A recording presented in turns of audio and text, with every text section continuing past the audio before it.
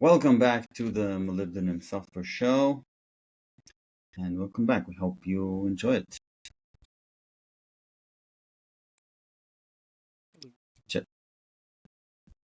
Check this out.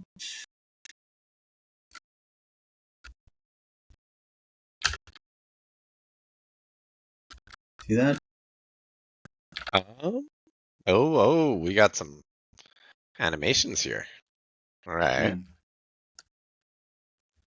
Yeah. Cool.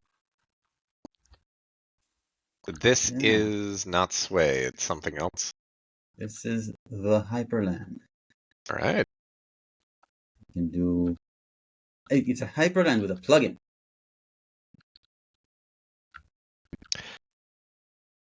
The plugin is for animation? No, Hyperland has animations built in. Plugin.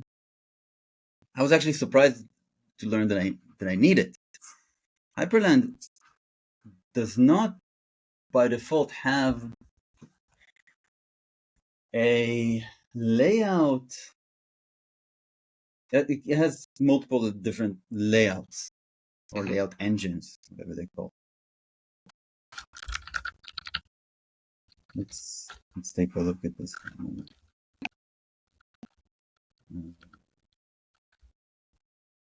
Layouts. Yeah.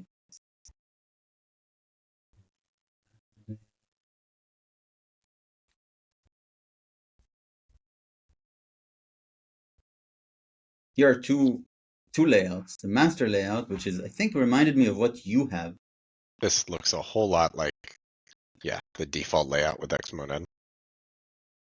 Just with animation. And with an anime girl in the background.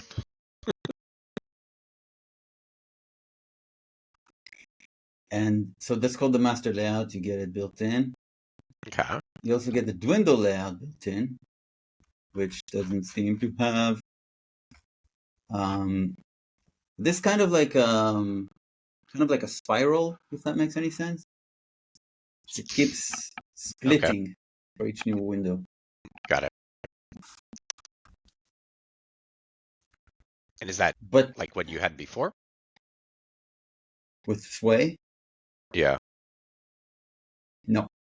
Okay. Sway, like i3, is this it's a tree where any node on the tree can be a group. Mm-hmm.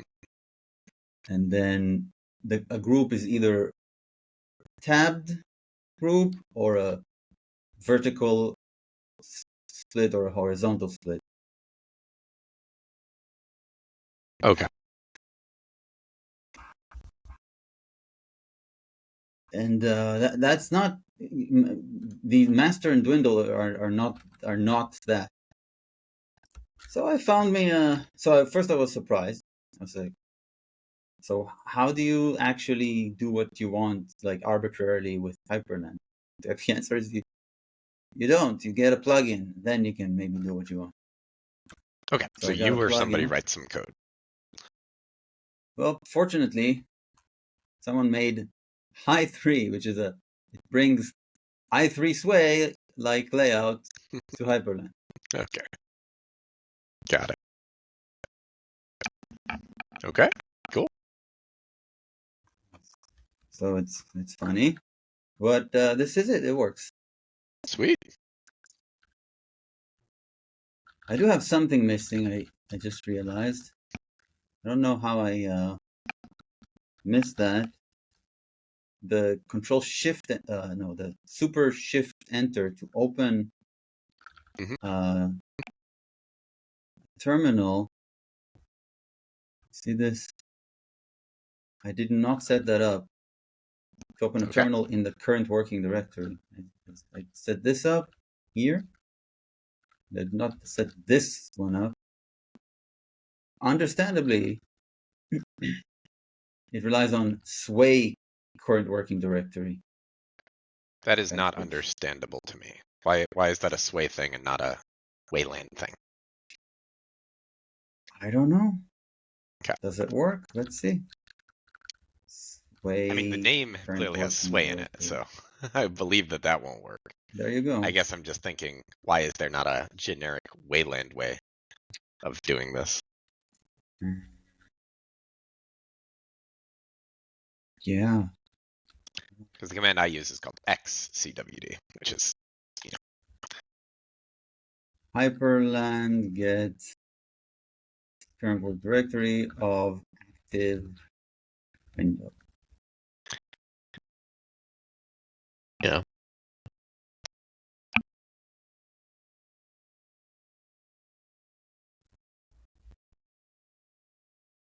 You get the Can you get the PID. PID?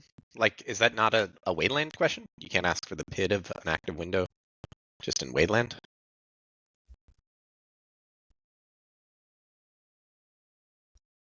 Can getting the PID of an No, I don't think so, because Wayland doesn't have windows, does it? The PID of I an don't know. active window be a general. That seems very unlikely to be true, right? Like, applications written to run under Wayland need to be able to create windows. There's no way Right. they're speaking like Hyperland specific protocols, right? Getting the PID of I get it. Yeah, I'm with you on that. Getting the PID of an active window is not a standard built-in operation in the Wayland protocol itself. But it can often be achieved in Wayland compositors like Hyperland through compositor-specific tools. Extensions, here's the breakdown. Wayland protocol limitation when it's designed to be a minimal secure, avoiding global state or direct access to window properties like PID. The protocol doesn't provide a standard way to query the active Windows PID across all compositors. So I suppose the API of Wayland allows a process to create a window. Yeah. And the process knows its own PID. The operating system knows the PID of the process. But there might not be a Wayland API to obtain the PID of a window, even if you could get a list of windows. Mm-hmm. But also, this might be wrong, because when is it? Each Wayland compositor manages windows independently. So can we? Is there a command general Wayland command that lists dumps all state such as windows?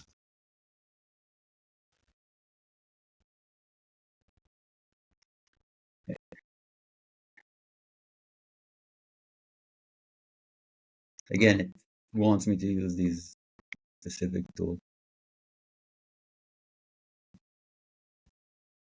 So I'm not inclined to dig it. Like, sure, I could figure out how to make the general case one, Mm-hmm. but this is also fine. But I'll do this later. I won't bore you with this. Okay. Otherwise, Cool. pretty cool. I'll move all of these to workspace 3.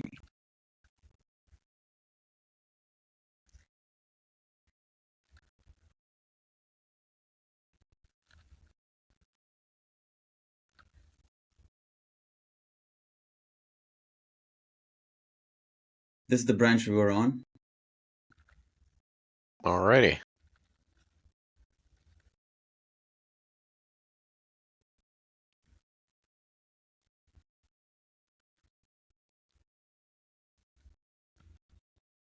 Oops, why doesn't I'm doing something wrong?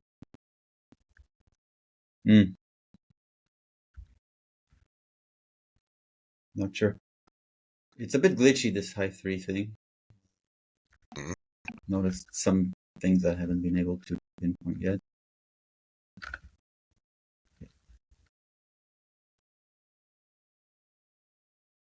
So I think here and reload. There's an Okay, there's an error here.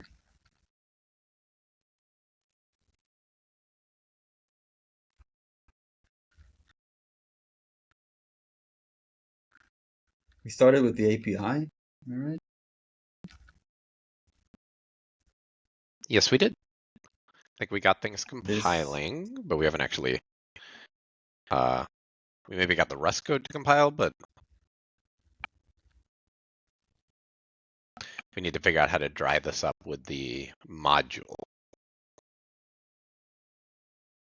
the Nix module, the NixOS module. well, there's, okay, so there's an error here. We gotta solve this. Okay. That we have deleted the database URL file. Oh, the union fails, right? Mm-hmm. So that's called database url.md. It's not here, then it should be somewhere else.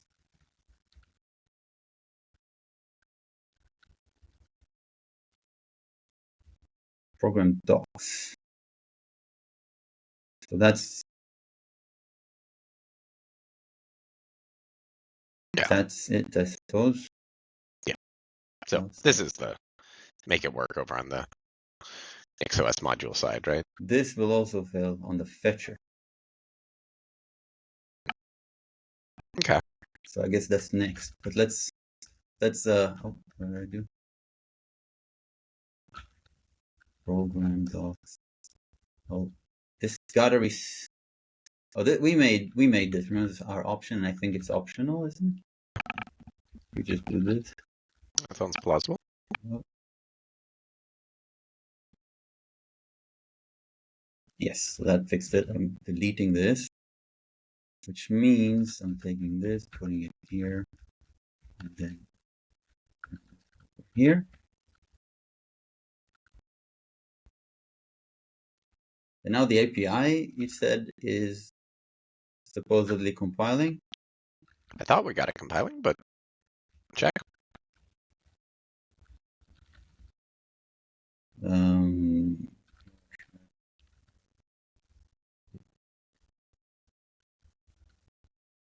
what is this?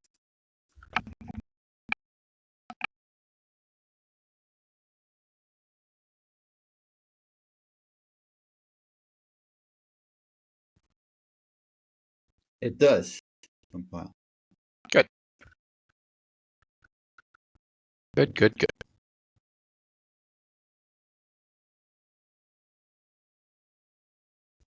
Let's okay. So what's next?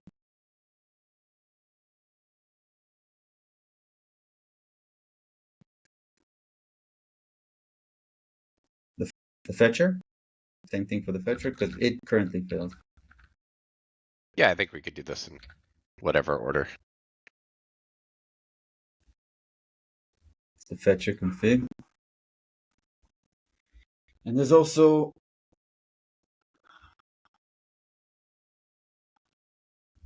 so um, this whole thing item, this item torn out of here and fetcher mix.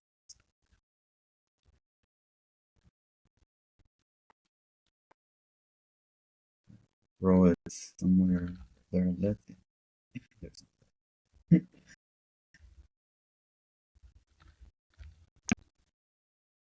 throw it here. Comment it. Um,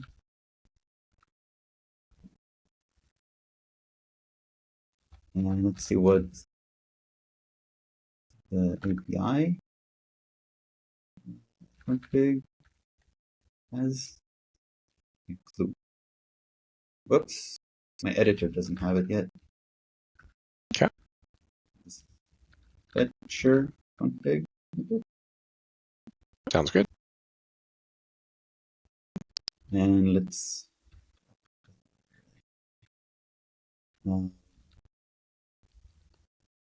close. No environment in environment.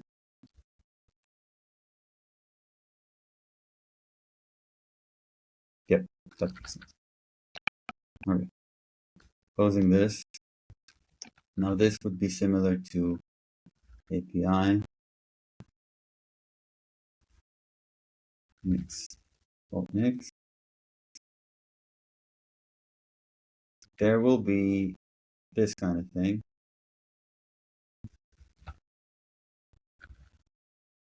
But I'm going to empty it out.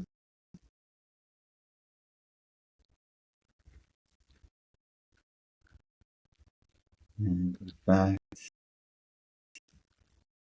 I'm going to put all of this instead. And then this is used for fields. What's fields? That's the word for attributes in a Rust struct, right?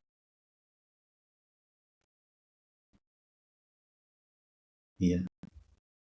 So there's no point in this being,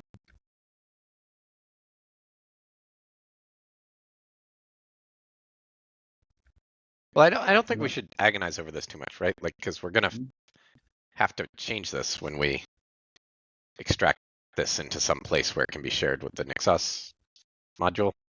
So It's okay if I do that? I think it's gonna change. So I just don't think we should spend time on this. Okay. Fine by me. Okay. Next. Be right back. All right.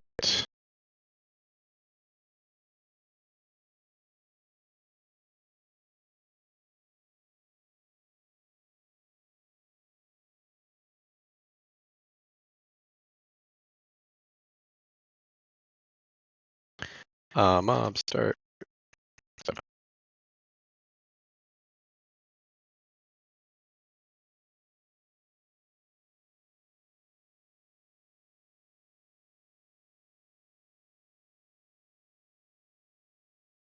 Okay.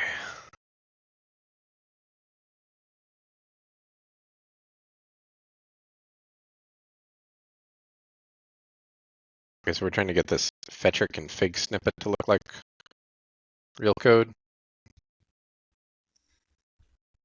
Yes.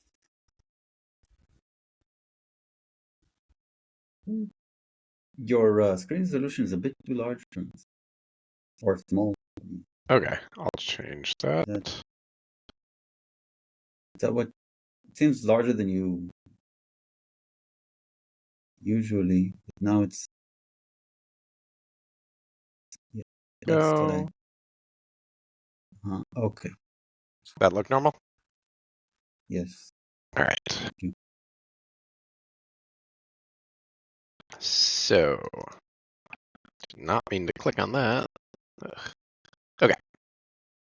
Our only viewer. I'm referring to them as our only viewer. I don't really know that they're our only viewer, but the viewer commented saying, "Could you please like make it larger?" Okay. But that was too large for me. It's like overwhelming. So I'm not sure how to please the viewer and Yeah. get anything done. I'm going to Right. err on the side of getting stuff done. Okay. Sorry, viewer. Let me know. So, echo fetcher config snippet still not specified. Have we not actually defined this yet? We have not. Okay.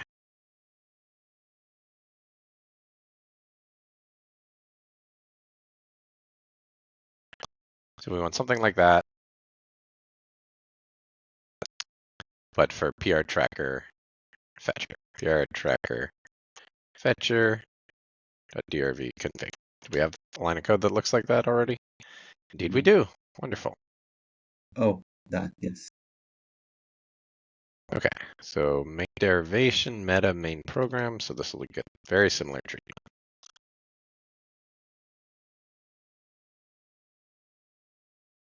API, fetcher. Okay, and then we should have a variable called fields. We have not created that yet. That's fine. Fields equals, take this thing, put it here, but we actually want these fields.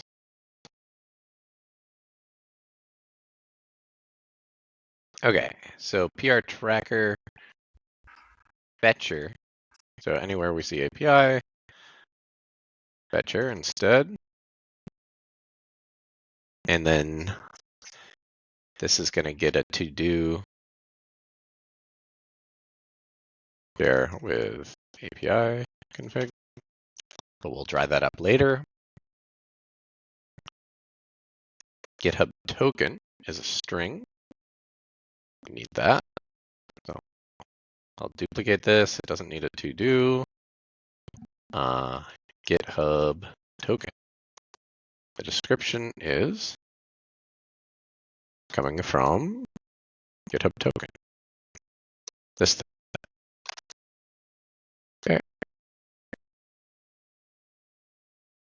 Okay. All right, that's GitHub token, and I will leave that there as a reminder to delete the file.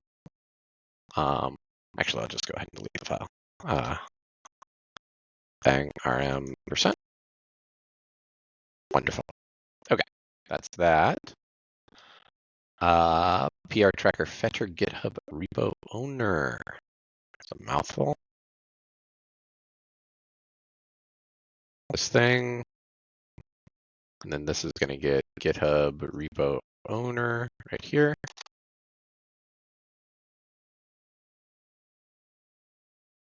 Wow, that pressing enter is not doing what I'd want it to in this. Ugh, that's annoying. There we go. That is not the right thing. Owner. Come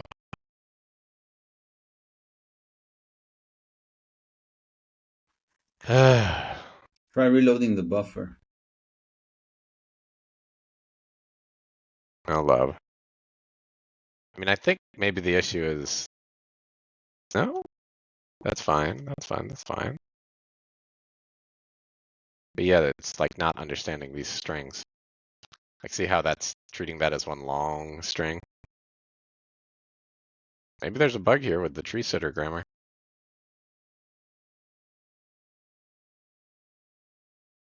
Like that right there is seeing this as a long string that starts here and ends there.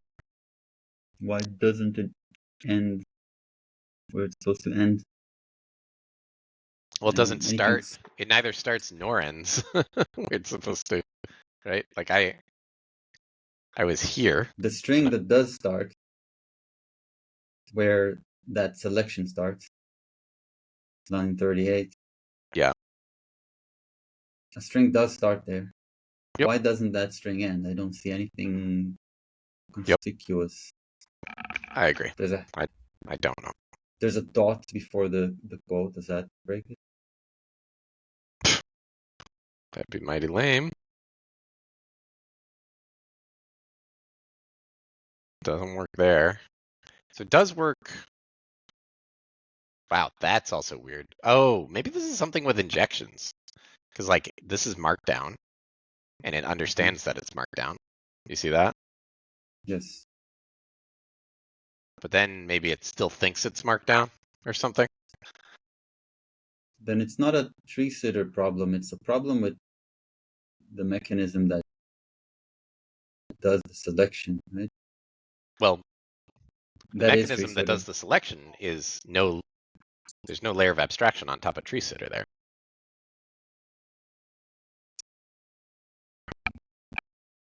At least I don't think so. Like I think this is just an operation. But yeah, maybe you're right. Maybe it's like I don't know what I'm talking about, so I shouldn't talk with any degree of confidence here. Okay. Is there a way to disable injections temporarily? Like a command? Probably.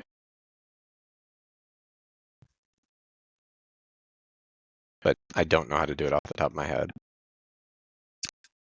May not. Okay. Owner is done. Okay. Repo name. Boom. And then GitHub repo name.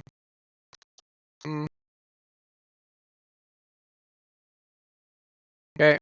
And this is of type string. There we go. And I'll delete the file. Goodbye. Okay. PR tracker fetcher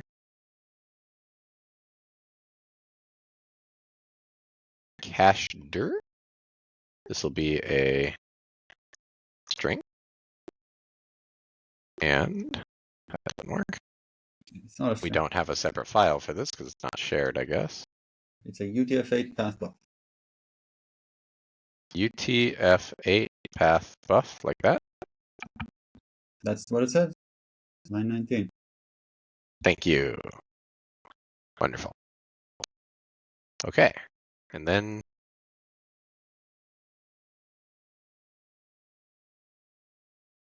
patterns, string, and this is branch patterns. Ooh, fun.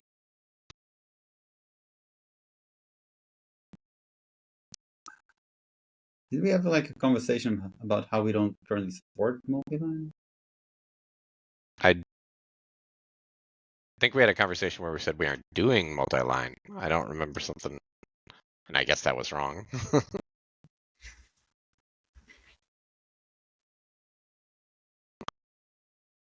Okay, looking good. Then I'll delete Yeah, that in the file. Rust generation,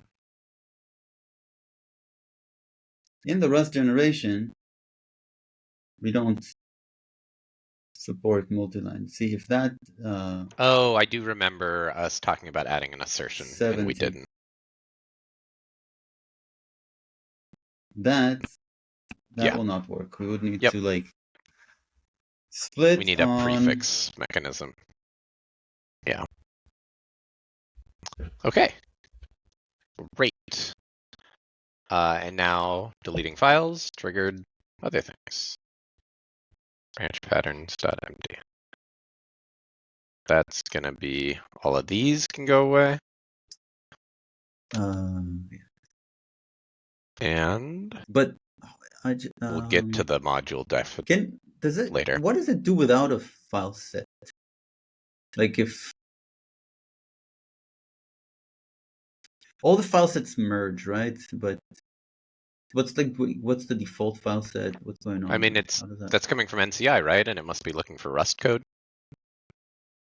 Just to remind us, I don't think file set was ever accepted in NCI. I don't remember. I think this is still our edition. Yeah. Okay.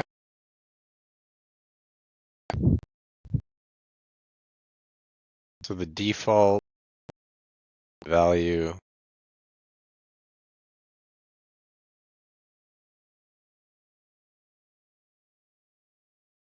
yeah, so it always includes this, I guess. Project's default. And then pulls in the stuff for that crate. So yeah, it's the Rust code plus the cargo tomlin lock. Mm-hmm. Seems quite reasonable. Yes. Good code. Looks good to me. All right. So now, do we have some broken Rust code?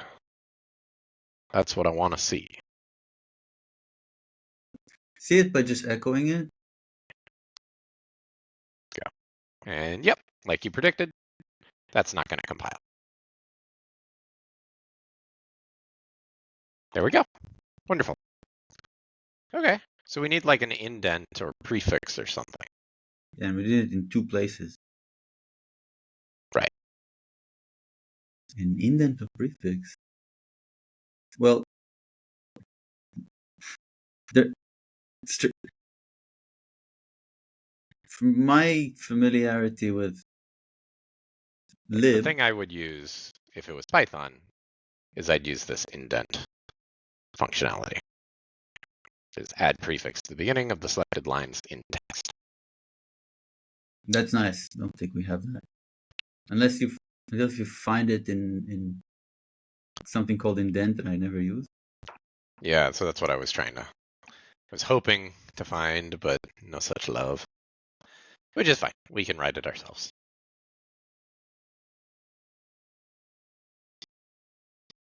I'll rotate. Go for it.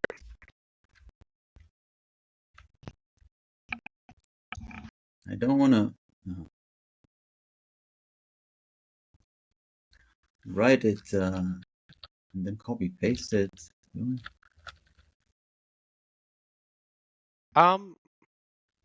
mean, A when I'm reasonable doing coding thing? like this, my attitude is generally I'm willing to copy code for now. It doesn't mean we're going to like land a What's it commit called? that has like 2 copies of Description. this. This. It's like we're still trying to figure out where this code's even going to live. So Yeah. Sure, I can. So let's see. This is in here.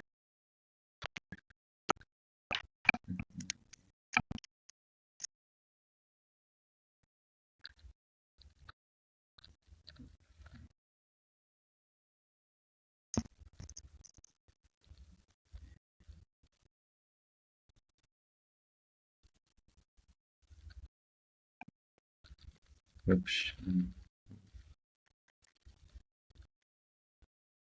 you down to create a function called indent, and then we'll just use it in line.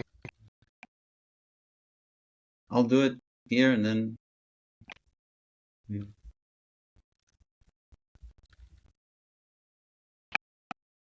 Lib.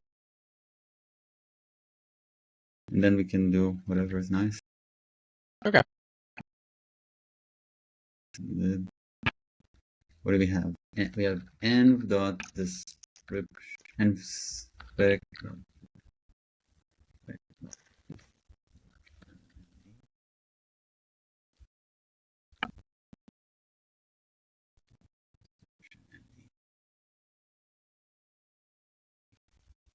I think we want to lib. So I think it's like split on lines, map over them.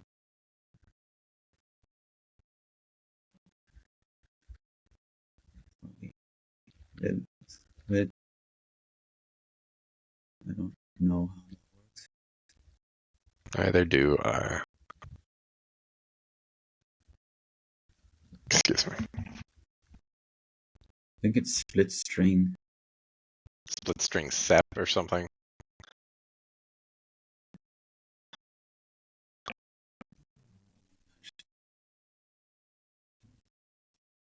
Regular expression. Split string. Split string by? I like the sound By of is that. probably a function. This is cut a string is separator. This is a list of strings Wonderful. separated by the separator. Ship Step it. string separated by. That makes sense to me. So that's one. Map.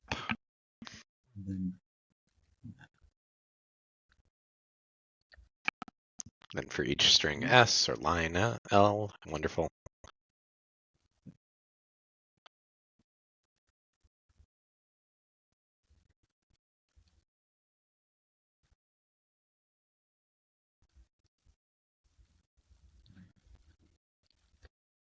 something like this. And then join it back.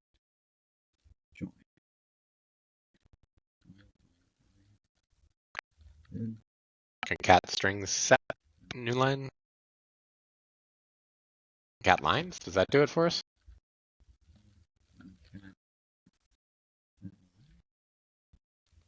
Let's There isn't a split lines, is there? For symmetry with concat lines?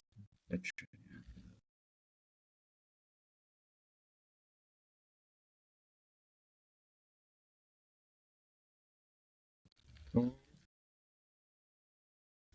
Sure.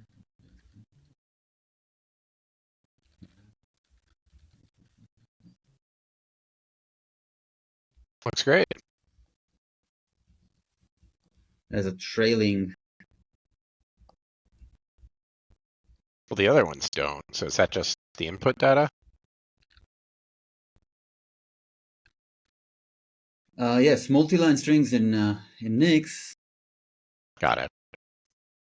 I mean, they don't have to be, but typically they are, right? Right. Like Makes sense. that's what we do. I don't even know that this matters in the, but we could do the trick. Doesn't hurt, does it? I mean, we're not using it for anything, right? Like, I'm going to generate documentation with it. not out of the Oh, Rust code, we're this not. is the Rust. Like, we don't even need to put this comment here. It's maybe useful for like Well, our editors. yeah, editors and like cargo doc. The Sure. Yeah. So I'm not opposed to doing it. I'm just saying we definitely don't need to agonize over it. agonize.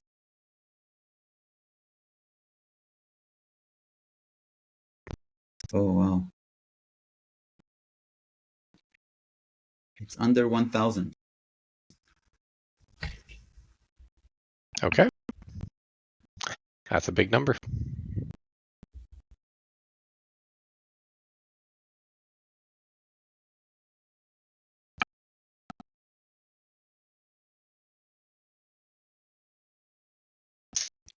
And open. Picture, I don't know, environment, big array.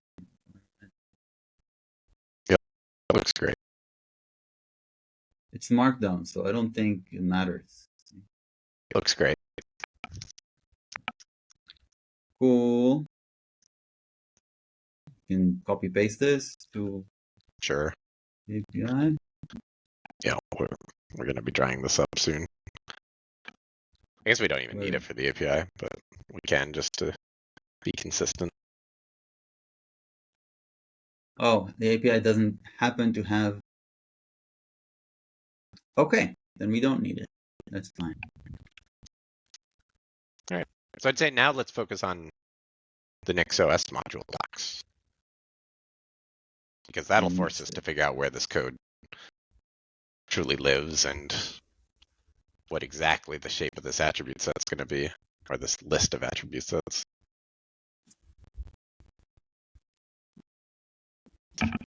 Okie dokie.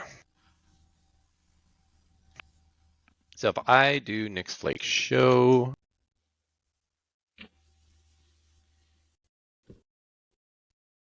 all right, program docs. This will fit. This is going to try to reference files that are no longer in the repo. Program docs is the Rust docs. Never mind that. This is going away. Mm-hmm. Okay. Cannot keep these things straight. NixOS manual. Okay. Great. Wonderful. Okay. Okay. Modules, API default. Do we have all these ported over already? VR tracker, Be right there. port, and tracing filter. Okay, so I'm just going to delete this commented out code. Goodbye. Okay, this seems reasonable. This seems suspect, as does this, this. This seems reasonable. Okay, so we'll start here. Here we go. Line 48. Okay, yeah. So how do we want to share stuff here?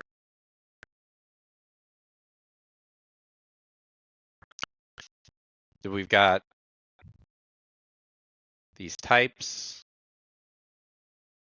and docs for these types. We've got that over on the left as well.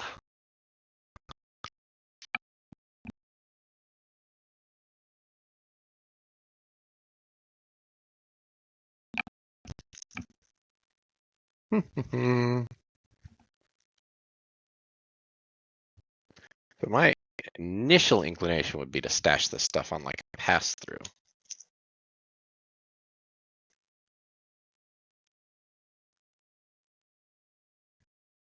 What's up? Hello. All right, so here it is. API. Left-hand side is the code we just wrote for the API, which has this fields thingy. And then on the right-hand side is the module definition, which defines a few options. So we want one copy of this logic, I believe, and we need to figure out how to do it. There are a lot of ways we could go about this.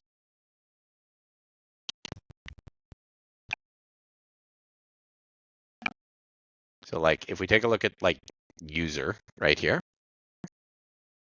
that one doesn't have that one's totally independent of the Rust code.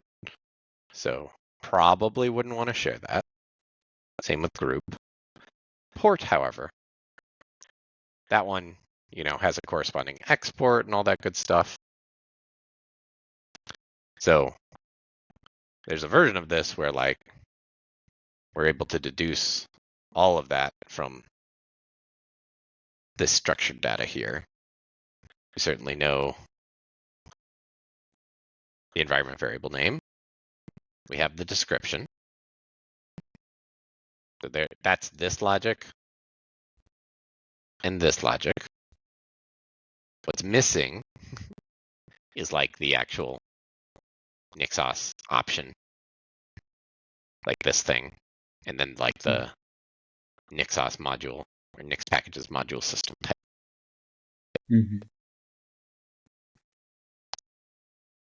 So yeah, like how far do we want to go with this? Are we fine with like repeating this? Like, are we fine with this staying put over here and us just sort of massaging the right-hand side of the equal sign?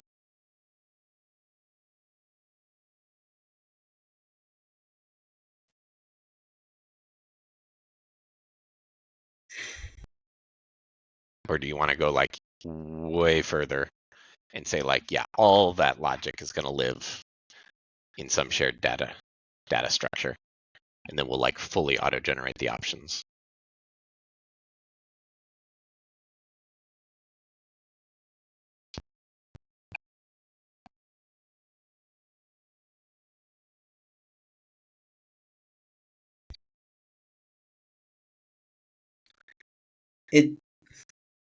It feels a bit borderline over-engineered if we do that latter option. Great, I agree. Especially So since Nix is not strongly typed. yeah, it'll be annoying code to write, and it's not not going to be easy to debug. So then I'd propose something like this over here. Maybe we like make this or some version of this data structure available, this data structure right here, available on the right-hand side. So if you pretend that we have that, maybe we stash it on like a pass-through of the API package or something. Then what this code could look like right here is it could basically say like, instead of description equals that, it would be something like description equals, package dot options dot, and then we like would, I don't know, access it like this, and we'd say like description. Or this would be like that, env config something. And this env config would be some data structure like this thing that's just easier to traverse.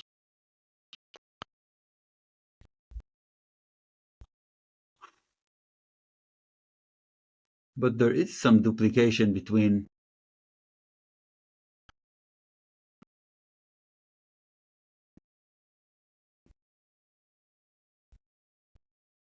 Like, are you saying, hey, we got the port here, and then we got U16 here? No, between the.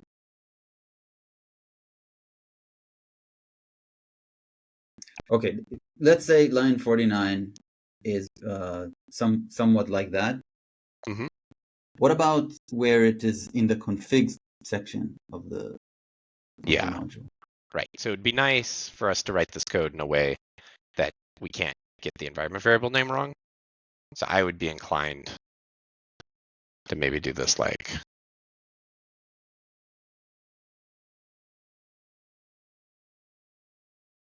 or something.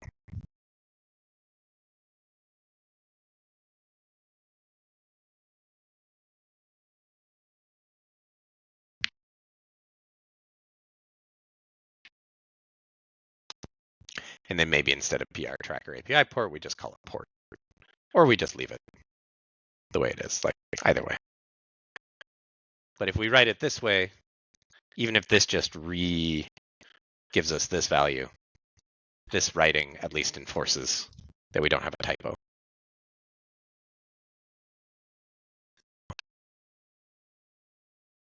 How many namespaces do we have here? I don't know what a namespace is. One namespace is the environment variables that are used to configure an app. Mm-hmm. Another namespace, I don't actually know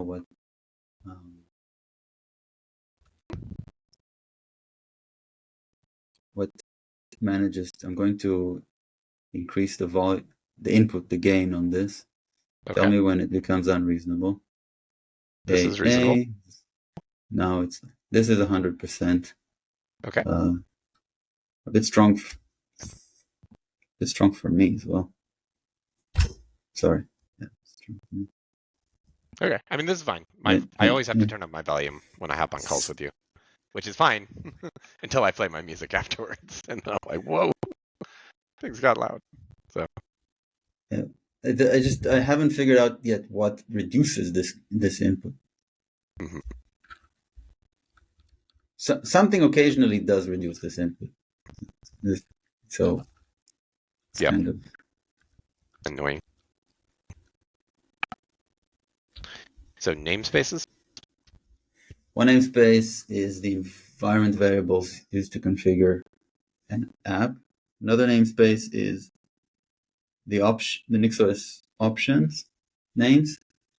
Yep. And yet another possible namespace is like neither of those. It's like what's above.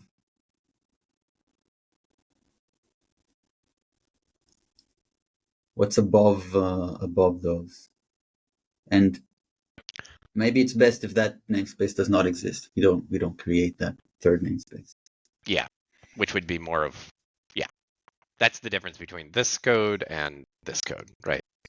Like here, it's just, let's reuse the environment variable names and sort of call this code on the left-hand side the source of truth.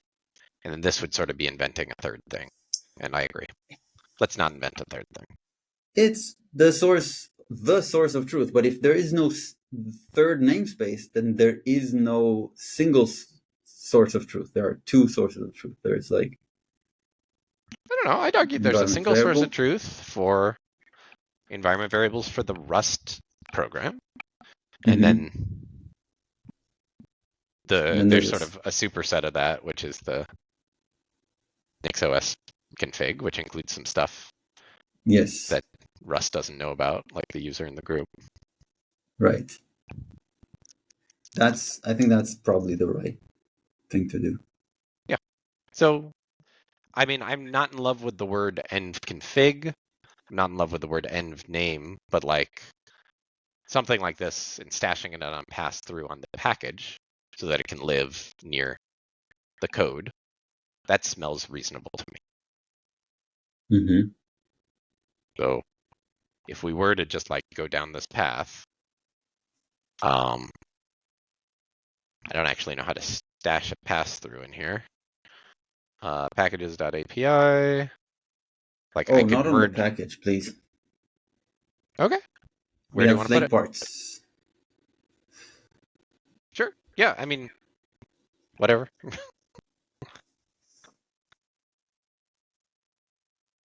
Where would you like to put it?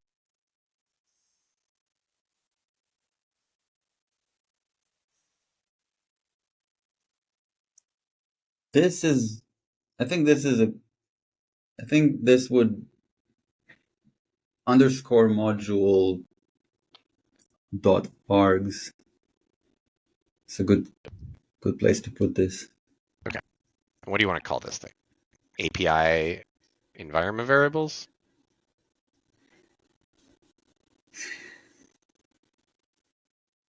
Well, we have two, right?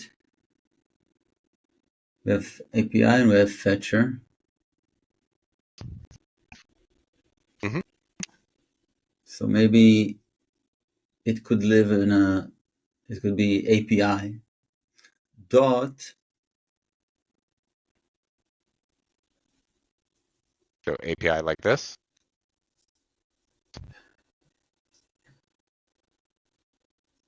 What is what are those? Make NixOS module lib, module location. What is This is something we wrote. more module args? Oh, okay. Mm-hmm. Gotcha.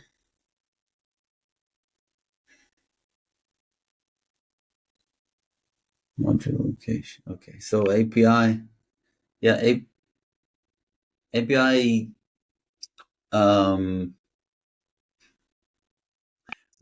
NCI is the namespace under which the crates exist already. Am I right? Sure. All the Rust stuff is probably under the NCI And for each, namespace. so on the left line 49, Mm-hmm. you can see nci.crates.prtracker Mm-hmm. API. And then there's no free form in there. Am I right? I don't know.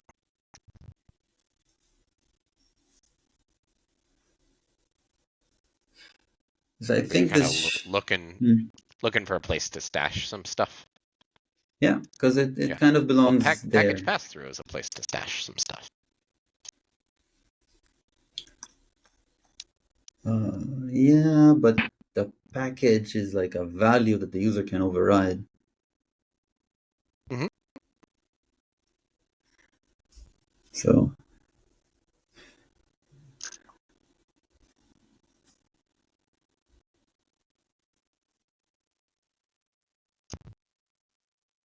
that might even be infinite recursion. Not sure. No. Yeah, I mean, I've been surprised before, but I would be surprised. Can we take a look at the NCI options? See whether there's some obvious place to. Yeah, I mean, coupling this to NCI smells a little off to me. Like, what if we wanted to move off of NCI? Like, I just don't see the value in. Like, NCI is a detail about how we build our Mhm. packages. It doesn't seem to me like it should be part of this, like, system we're inventing. Makes sense. Makes sense. But here we are. Where do you want to look?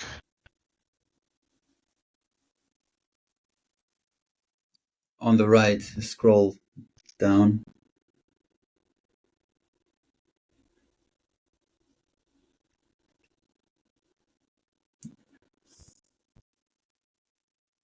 Nah. No. Okay. So API Just at the top level, an option called API just seems uh, strange, but we don't. But like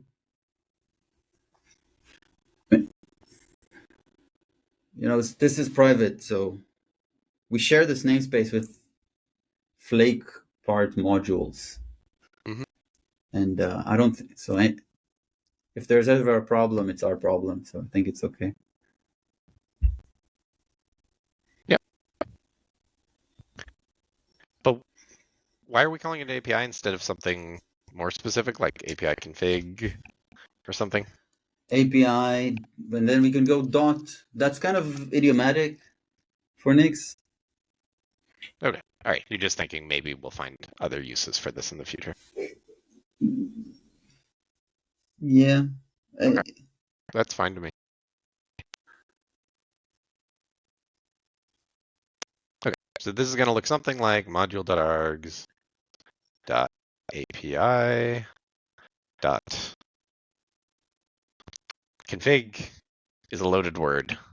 So I kind of want to like call this like environment config or environment variables or something. How about environment variables? That's not crazy, right? We don't really need the word config. Like these are environment variables for the API. Mm-hmm. And then I think I'm proposing some version of this data structure, but not exactly this data structure. I think this should be the literal, and then it can be massaged into another set. So like to put this in a let binding and then massage it into something more useful.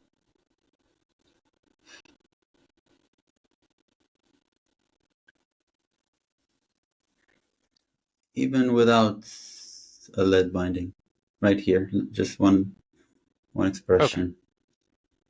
sure. Okay, but you're saying start with this and then like map or something on it to turn it into something that looks more like, and let me get this, let me do some coding by wishful thinking now.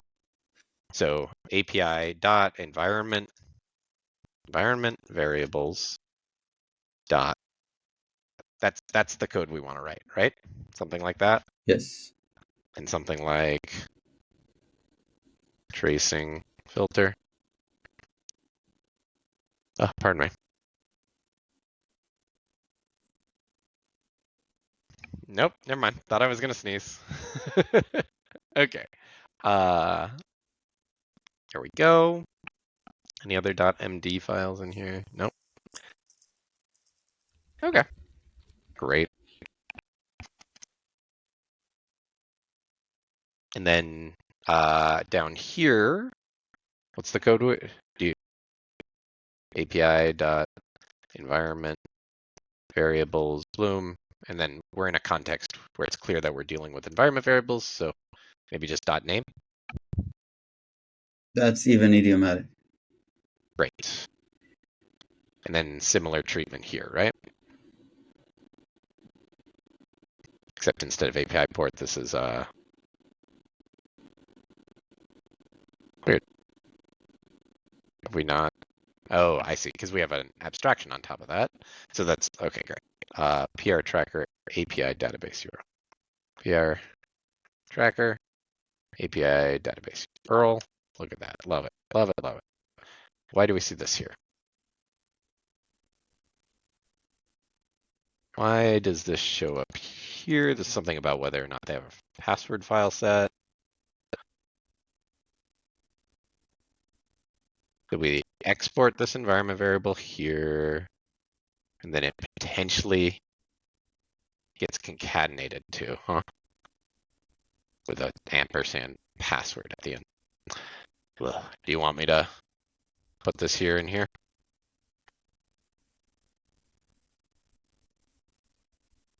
Kind of a lot.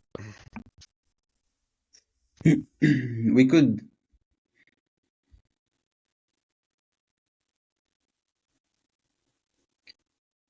could have a with somewhere.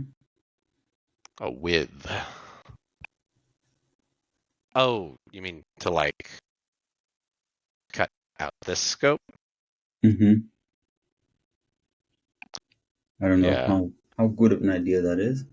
maybe just a let, right? Like we could just say db earl name or db earl env name, like that. Just end name. I think in that scope there is only a no. No, we've got another Yep. environment variable right here.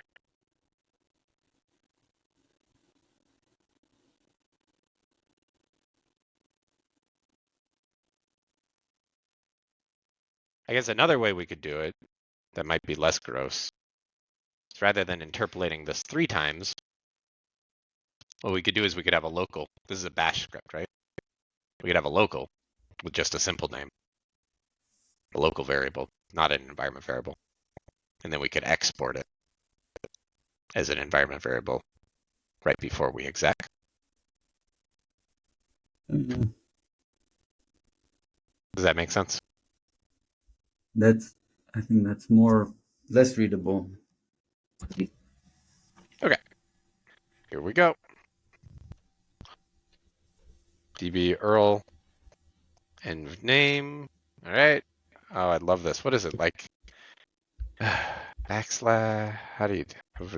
It's single dollar, right? Single like that. Single dollar, not $2. Oh, but there No, are two I dollars. want a literal dollar sign for the bash code. That's not a problem. The literal dollar sign is not a problem. Okay. So then is my syntax highlighter just screwed up here? No, but which of these dollars you want to be? So let Um, me undo. Like, just to be clear, this really hard thing to read would go away with the proposal I had to have like a local variable that we then export. or keep it literal. Like what's wrong? What's wrong with this?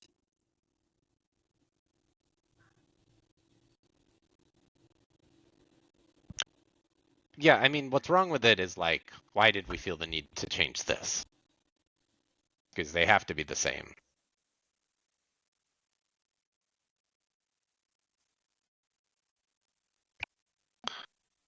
Like this Well, code right bash. here is updating, it's appending to this variable right here. So like updating one but not the others smells weird to me. Mm-hmm. Leaving them all alone seems fine. Uh, going through the pain of like interpolating this variable name bothers me from a readability perspective, which is why I'm reaching for a like local variable that we then export later.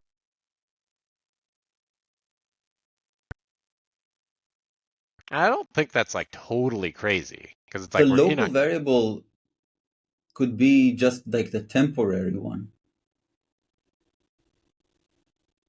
Is what that? temporary one? But it's temporary only in one case, right? We Okay. are overriding PR tracker API database URL. Well, In the we're case that there we're is, setting it, not overriding.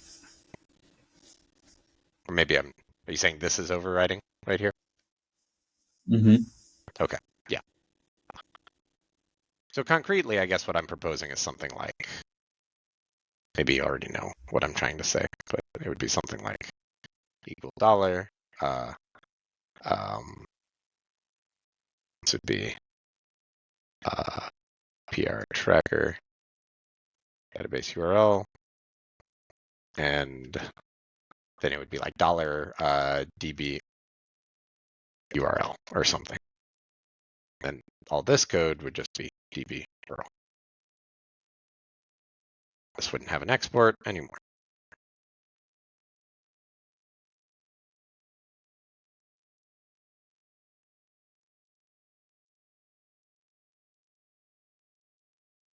So I don't know. That's what my brain's reaching for right now, but what do you think?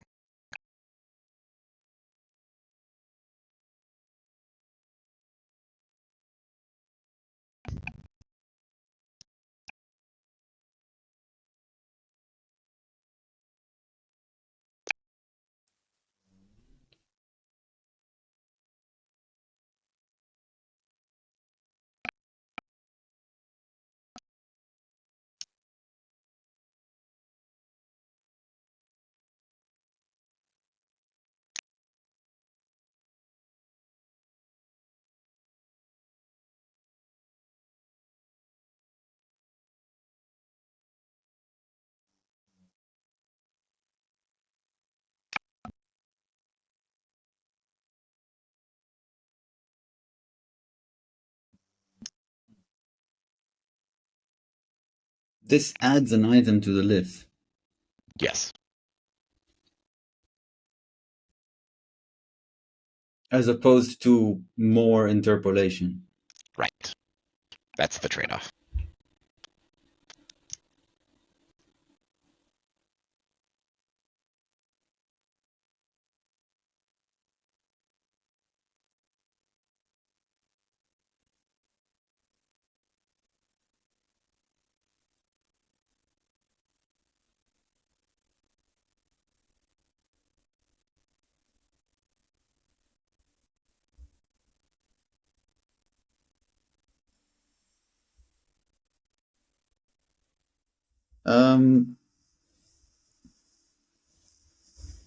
It's not very important, all this, but if there's one thing that kind of makes me lean one way, Mm-hmm.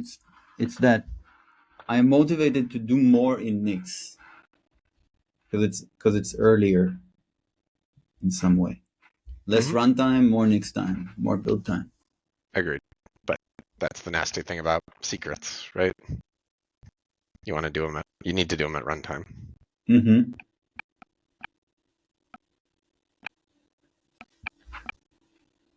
This particular,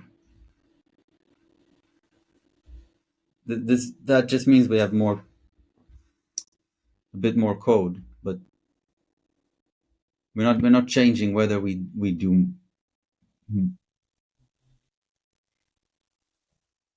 This is this extra line 93.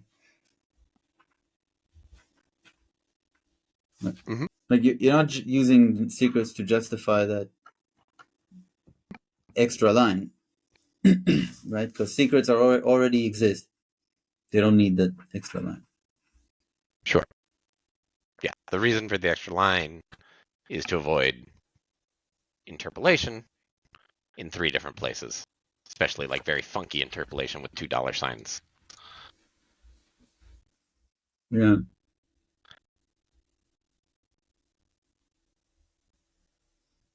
Fine. Fine by me. But like, all of these feel like annoying. Like, I don't know. It would be cleaner if our application took like a DB password file as like a separate parameter completely orthogonally or something. But it doesn't. And this is pretty idiomatic for API servers, so to just have a DB URL that possibly has a secret in it. Okay, great. We're doing that. Looking for more thingies. This one looks like it could use similar love, so I'm going to do that. API dot environment variables dot name curly. Boom. That earned a reformat. Weird. Okay. I like that formatting better, actually. Okay, great.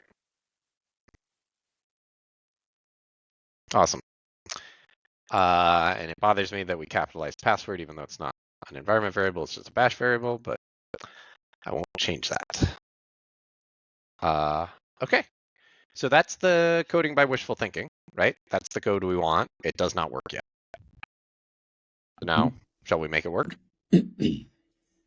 Let's do the same in Fetcher. Okay. All right. So I'm going to do an assert false for now.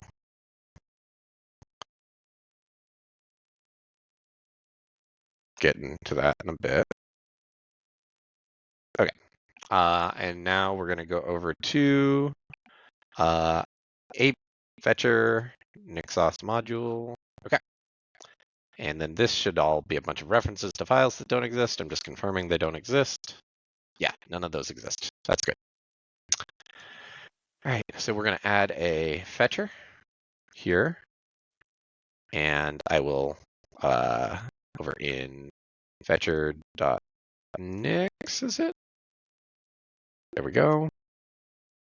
drv config. We're going to add a underscore module.args.fetcher.environment variables equals assert false We'll get to that in a bit. And then here we're going to say this is fetcher.environment variables dot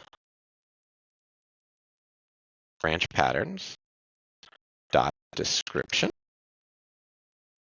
Then this will be GitHub token. You can do inherit for these cases. Oh, yes, indeed we can. Inherit like that. Mm-hmm.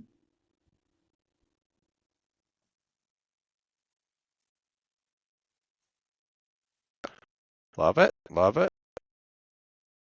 And this is a GitHub repo owner. GitHub repo name. Great. We give the API similar treatment. Description equals.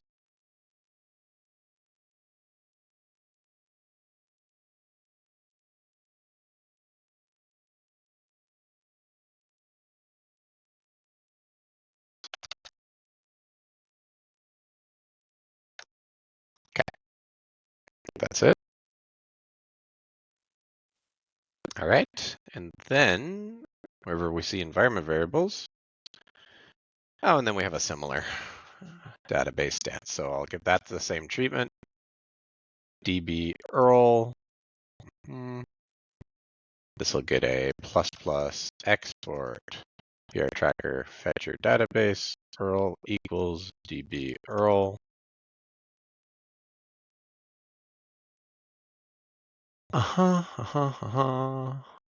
And then these get this treatment, which is fetcher dot environment variables dot whoops fetcher dot environment variables dot that dot name. Okay, wait, we can do all of these, can't we? I think all of these can get this treatment.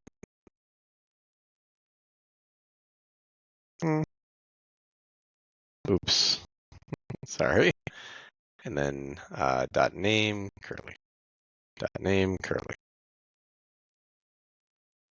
Okay. All right. Should I combine these two? This is just one array. Could be one array, right? Yes. And then probably similar treatment. Oh, that's funny. Did that add 2 lines of code thanks to how the formatter works? That's funny. Okay, well, it is what it is. Has there been any discussion about that issue I raised in the We have a formatter? team meeting this week, so there hasn't been any synchronous conversation. Mm. We have meetings Mm-hmm. every other week. I don't know if you saw PyGames' issue where he just sort of re-summarized the conversation. Mm-hmm. I saw that, but not anything after the original. Yeah, I think that was basically, he wrote it up. A few people, myself included, said thanks to him for doing that, or them. Not sure what their pronouns are. And yeah, that was we'll talk about it on tomorrow or Thursday, whenever the team meeting is. I think the team meeting is tomorrow morning. Mm-hmm. But I mean, I can tell you how that conversation's going to go, which is like, nobody thinks it's a bad idea, but nobody, I think, on the team super cares about it either. So it's going to be like, is there somebody Don't who you care knows? about it? I don't. Like, what I care about is not talking about these things, which is a very funny position for me to be leader of the formatting team. But yeah, I'm sold on the reason we use tooling is not have to talk about this stuff. And yeah, if the tooling doesn't enforce something that we want, sure. It just doesn't. It's not in the category of thing that super bothers me. And I do not mine, I appreciate having a tool where it just says, I honor all empty lines, period, end of story. Like that's nice and simple to explain as opposed to Don't you something more get it nuanced. frequently in your editor? And don't you have to, like, how frequently? Because I have to remove blank lines frequently. It's like Uh, part of my Nix you editing should point workflow it is out to every time I do it. delete.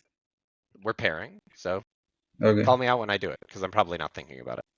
Mm-hmm. Um, okay. We have given the fetcher the same treatment. So now we need to make it actually work, right? I'm going to rotate. Wait, let me deal with these comments here first. To do use absolute path here. I don't know what that's about. And then this is probably, okay, this is the code we need right next. So I'll just leave that. I'm next.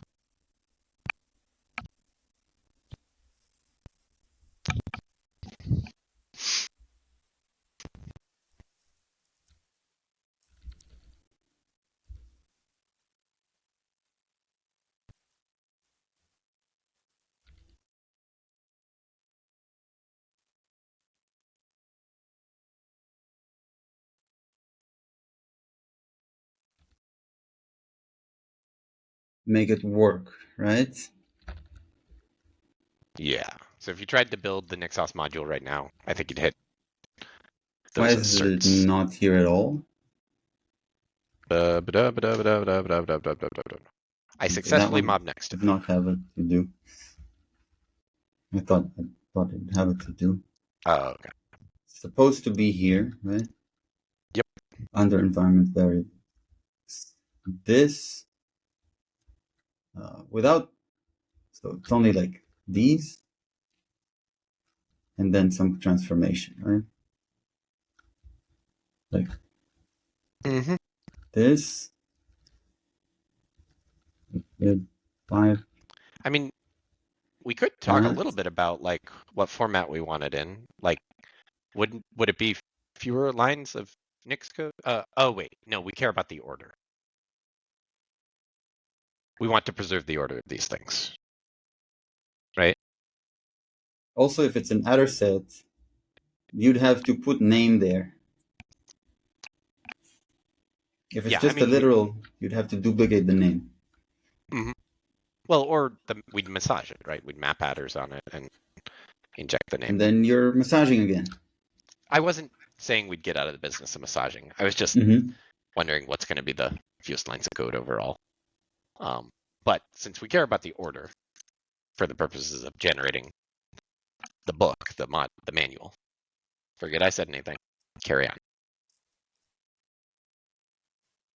But I wait, kind of now I'm guess a we little care about the confused order, though. but I'm not sure. If we care about the order, Mm. we can't just like inline anonymously massage this into something that doesn't preserve the order. Like we have to feed this on to the MD book generation somehow, right? I'm not sure we care about the order. Oh, okay. So let's talk about that then. Remind me how this even gets fed into the MD book generation? I guess the answer is it doesn't. We haven't written that code yet, right? Correct.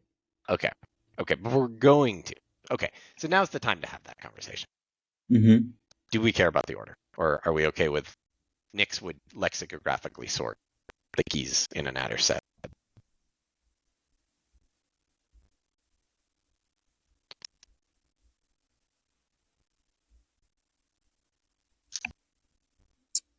I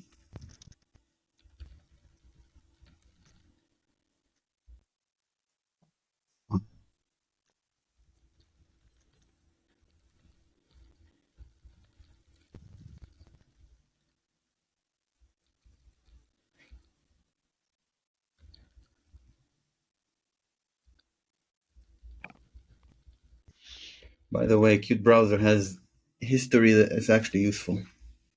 Oh, cool. What's useful about the history? It's reliable, it's consistent, predictable, Hmm. simple. The algorithm's like just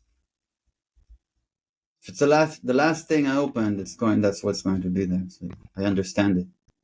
Sweet. With other browsers, I don't know that I had that feeling. It's kind of vague. Got it.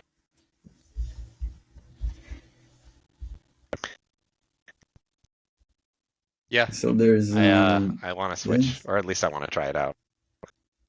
But I I still use bookmarks, and I need to figure out what I'd do with those. So there's this. Yeah, that's all we have right now. There's that, Okay, well, yeah, two versions of the same thing. and there's the NixOS manual. Sure. But the manual, we said it's. I don't even think we have control with it. This is like, Yeah. this is not sorted. This is Yeah. just whatever. Here, these are, but they don't matter here. I mean, I don't. Do you care what the order of these 6? In the documentation of the environment variables. Yes, in this documentation and in the wherever this will end Yeah. up soon. I am fine with them being sorted, and if we care about it in the future, we can change it. So let's just change it to an adder set. If we want to change it to an adder set, I think that's fine. Yeah. Yep. Yep. And I think an adder set would be nice. I think we'd lose a layer of indentation. Mm-hmm.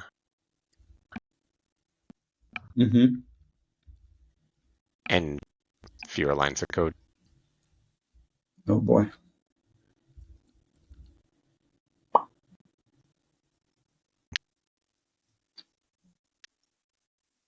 Okay.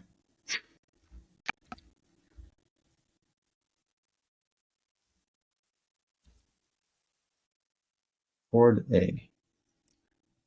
Search for name. All right. Good. Go to the quote. Go one forward. Select from here.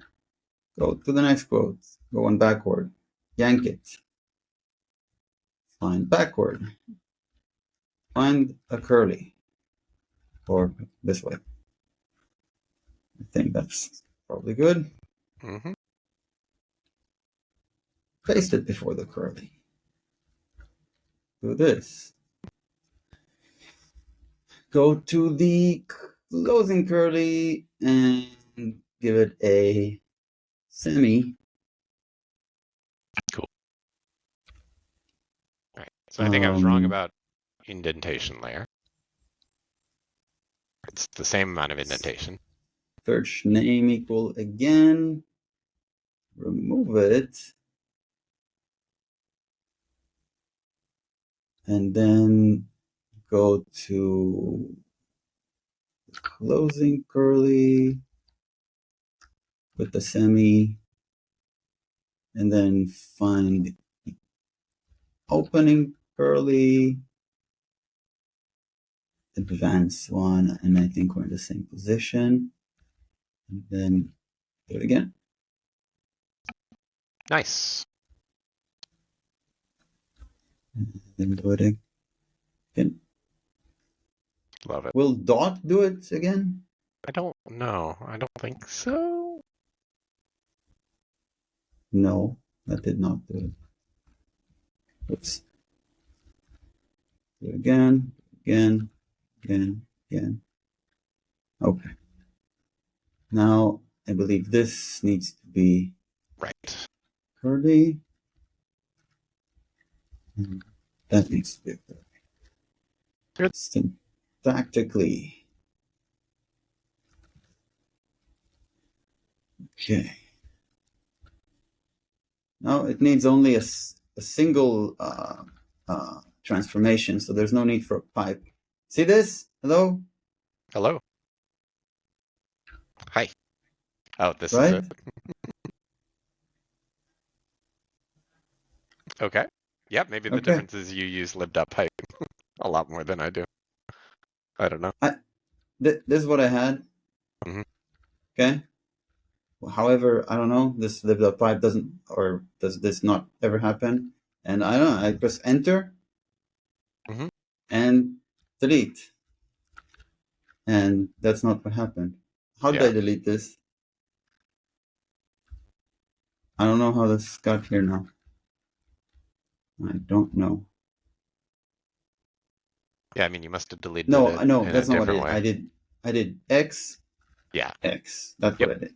Makes And sense. then Yeah. Hmm. this is it's obvious. Like this is obvious. Obvious. There's a difference between not like you said, not a bad idea, and no one wants to actually do it. And that's all I was asking. I was asking for it not to be dismissed as a bad idea, but right, that it be clear that it's a good idea, even Yeah. though no one wants to do it. It's like irrelevant. I don't understand why is it even part of the conversation. What some of the team want to. It's a community project. No one is even. I'm not even asking for anyone of the team to do it. Yeah. I think the question, which I don't have the answer to, is like, how nasty would it be to implement? Like, hopefully the answer is not nasty. But without any knowledge of the actual code base, I think, that if somebody raises that as a concern and they know the code better than me, I'm going to Mm-hmm. respect that. And again, that's not like abstractly is this a good idea or not. It's just like weighing is it worth doing? And there were a lot of things being discussed in that thread. And it was also, yeah. Anyways, I don't know. To me, it's like, if the tool did this, I wouldn't be complaining if it did it. I'm I'm not going to be annoyed if somebody wants to implement it. But somebody who knows Haskell has to both write it and review it. And that's not me. I don't. Again, does all this is secondary.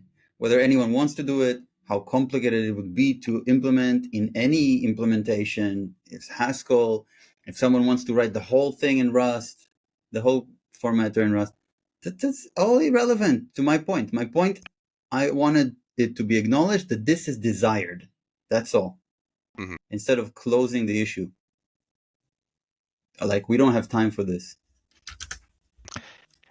Yeah, I mean, I think like what our backlog is and what it means is something TBD. So our list of issues could be things that we intend to Mm-hmm. do.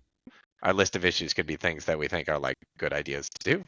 Like my attitude as a maintainer of open source projects is I want the open issues to be things that I intend to do, which is not necessarily always the same as things that would be reasonable or good ideas.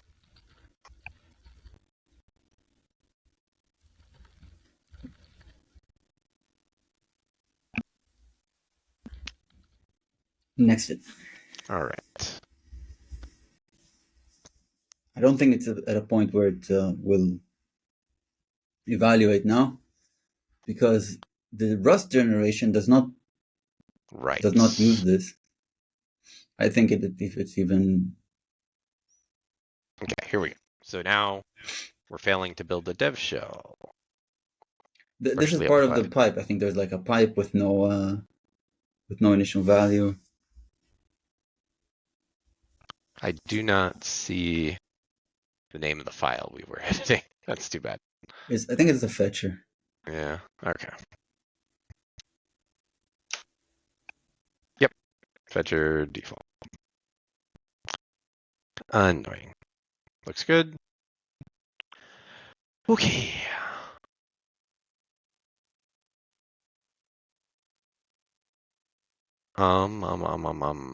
What are we doing? Where do we build this environment variable? Right here. Okay, great. And what this thing is doing right now, fields. Fields equals lib.pipe. We removed a parameter from this lib.pipe, is that right? Yes. I'm The first argument to confused. the pipe should be. Okay, so this is now like a thunk. Okay, a partially applied prim up. Got it. It's a Okay, wrong thunk as well. yeah. Okay, so do we want to get recursive? Mm-hmm. We're not afraid of those things. We're nixers. So something like Singular. that. Thank you. Okay. Then, uh, huh, huh. Here's an empty line. I'm getting rid of it. Whoa, that really changed things. Okay. Um, okay, and then what is the type of this thing? It's what we see here. Except it also has a name field. So, map adders on this thing. Built-ins? Map adders. Env spec. And env spec has a description MD. No, this takes two things. Env name and env spec, which is funny because we don't even need the key anymore. We can just do that. Okay. I think we're good there, right? Except now we need to turn it into, what is it, map adders lib dot. I would use the name from the map actors. Also, Okay.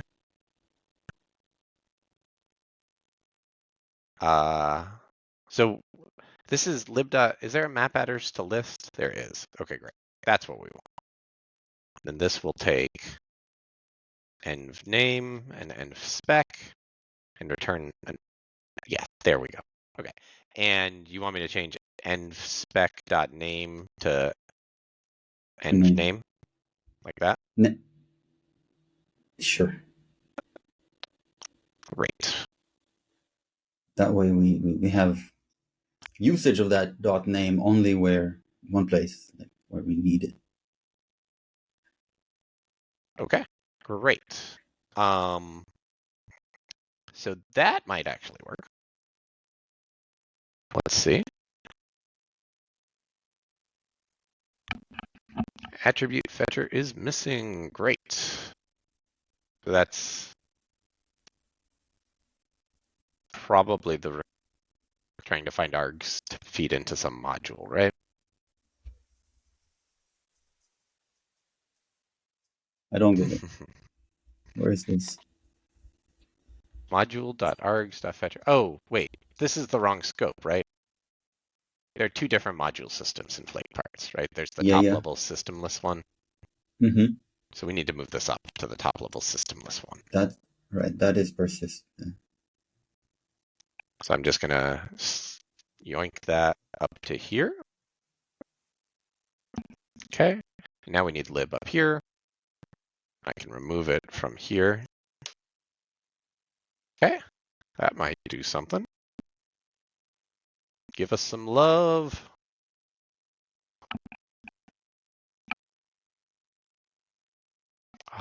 Oh, how satisfying. Cat dash. All right. Love it. Love it. Love That's it. back together. This looks Back good. together again. You know, it's a bit weird that there's a empty line between the doc comment and the item. Yeah. If that's not hard to change, I'm not opposed to changing it. Map, blah, and then It's line it's like 70. we want this to not have a trailing new line character. This is already a pipe, so in line 72, Mm-hmm. We can do trim. Oh, this is just the description. Okay, so like lib.trim. I'm not sure this will do it. That's not enough. You have to reload.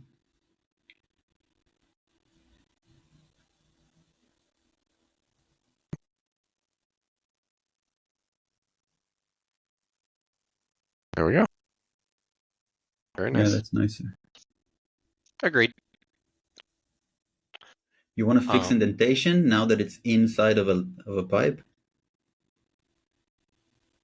You're talking about this indentation here? Like add 4 spaces or Mm-hmm. something? Which we do 2. like that. That's not it though. That's Okay. only for the comment. We want to indent. Oh, sure. Well, Yeah. Right. Okay, so then I want to extract an indent function. If we're going to do that. uh, Or a prefix lines function if you don't like the verb indent, but indent is the Python verb.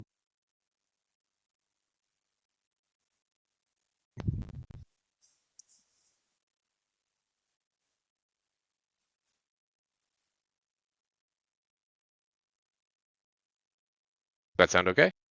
Are you thinking or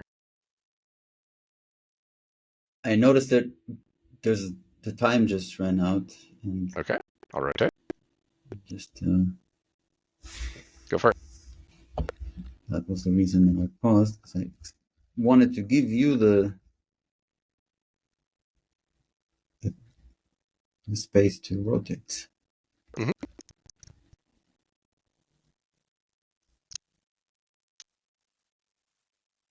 So we're doing this like prefix lines, aka indent functionality, in 2 places now. So I'd say that's worth having a function. You mean this? Share screen, please. But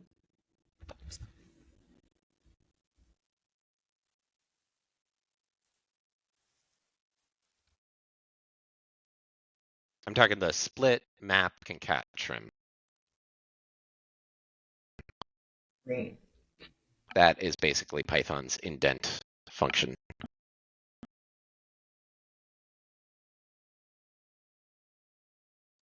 And this will just this will actually remove our indentation. If we do this, it Right. doesn't have a meaning here. Mm-hmm. We kind of this Furthermore, is mhm, that's a multi-line interpolation on line 77. So even if you could like indent it the way you just did, multi-line. line 77, Yeah, that's a multi-line interpolation. So like right. adding spaces to that line doesn't add spaces to Mm-hmm. the subsequent lines getting interpolated in. Okay, then just leave it. Okay. But I'm saying it would be simple to do this, right? We'd create the indent function, we'd use it in 2 places. I'm surprised that there's no such thing in mixed packages. I would not be surprised if it exists, and it's probably under some weird name or something. The problem is I always try to look for things based on their Python names, and it very rarely finds me the relevant function. Sometimes that means I've got the wrong name, and sometimes it means it just doesn't exist.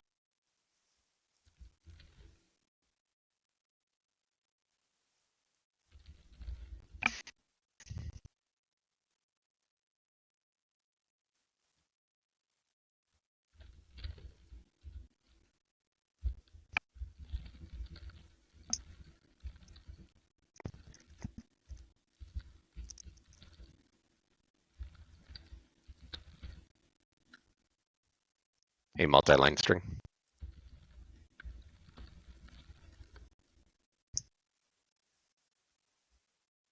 That strings Fuck indent. Are you, you we making this searched up? for indent. This is You either know a Google something? bug or a Right. Grok bullshit. And I think it's Grok bullshit.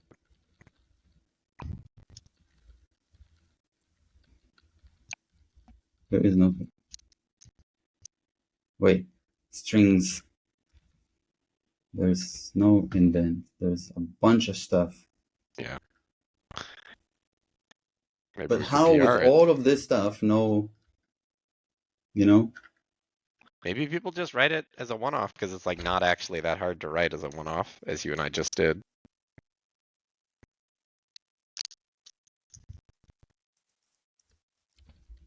Here's the index.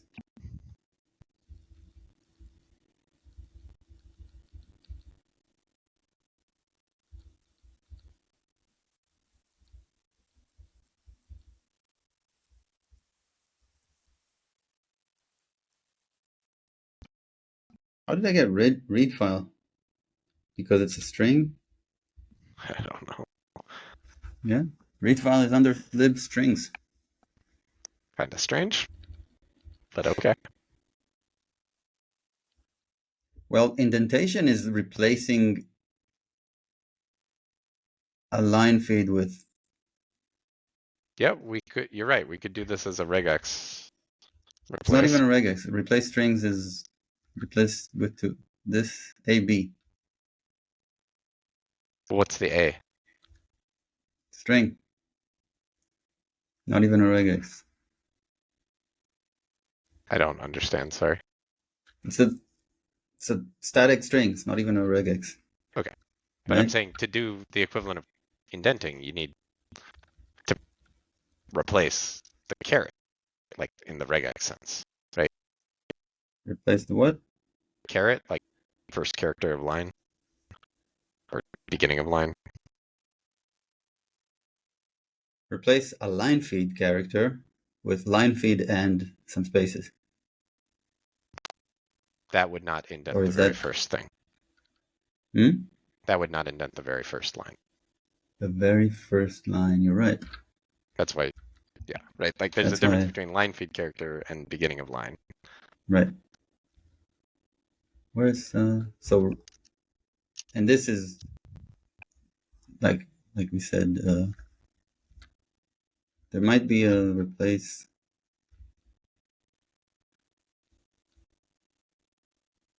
But like there might be a regex replace, and then you could do a regex replace of caret with your prefix. Mm-hmm. With feature. What the heck is with feature? Uh, I don't see a regex replace. But I mean, I think the code we wrote is already quite clean. I just don't want to do it twice. Mm-hmm. Match.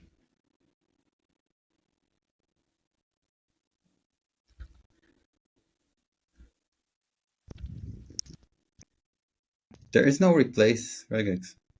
Okay. It's missing a bunch of things. I say give up. Don't do it. Well, I mean, it's not hard to. We already wrote the thing, so it's like Mm-hmm. extracting it into a function is not expensive. We can do that.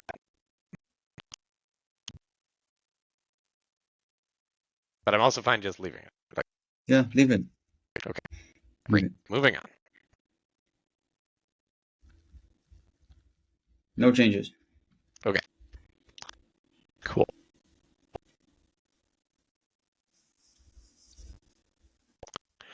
All right.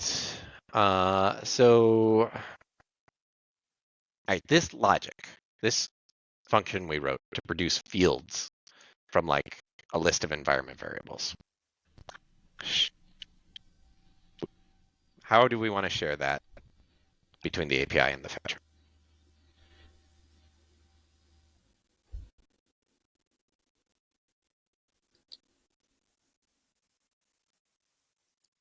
Function to create fields.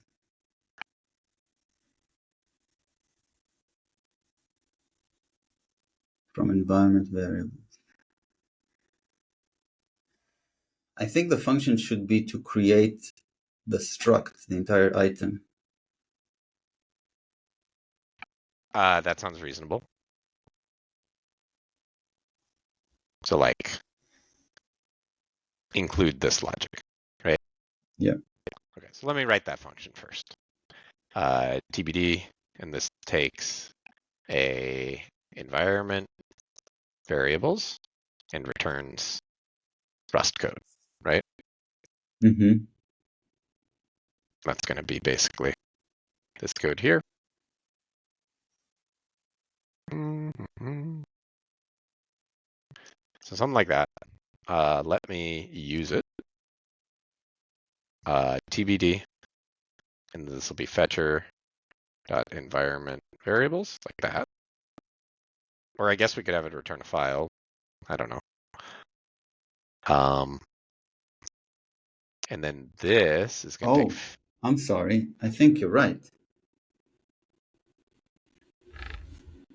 It should do the entire concern. Okay. So write text file of this whole thing. Mm-hmm.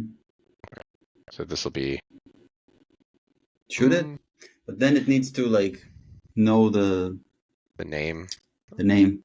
Yeah. Let's not do it then. This seems like a reasonable separation here, and like Mm-hmm. the file's just something we might have avoided doing if we could have, like we discussed. Mm-hmm.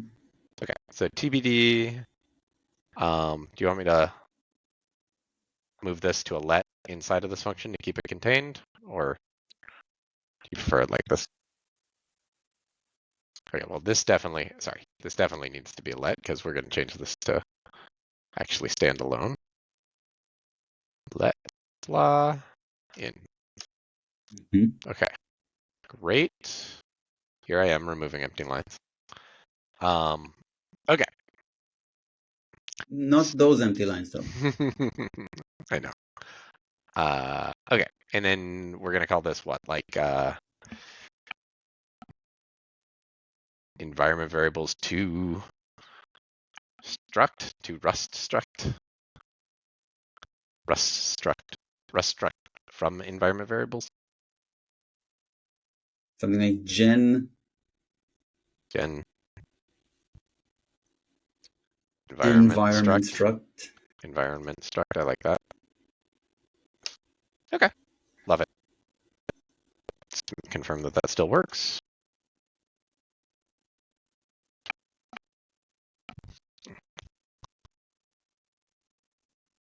Spinner is killing me.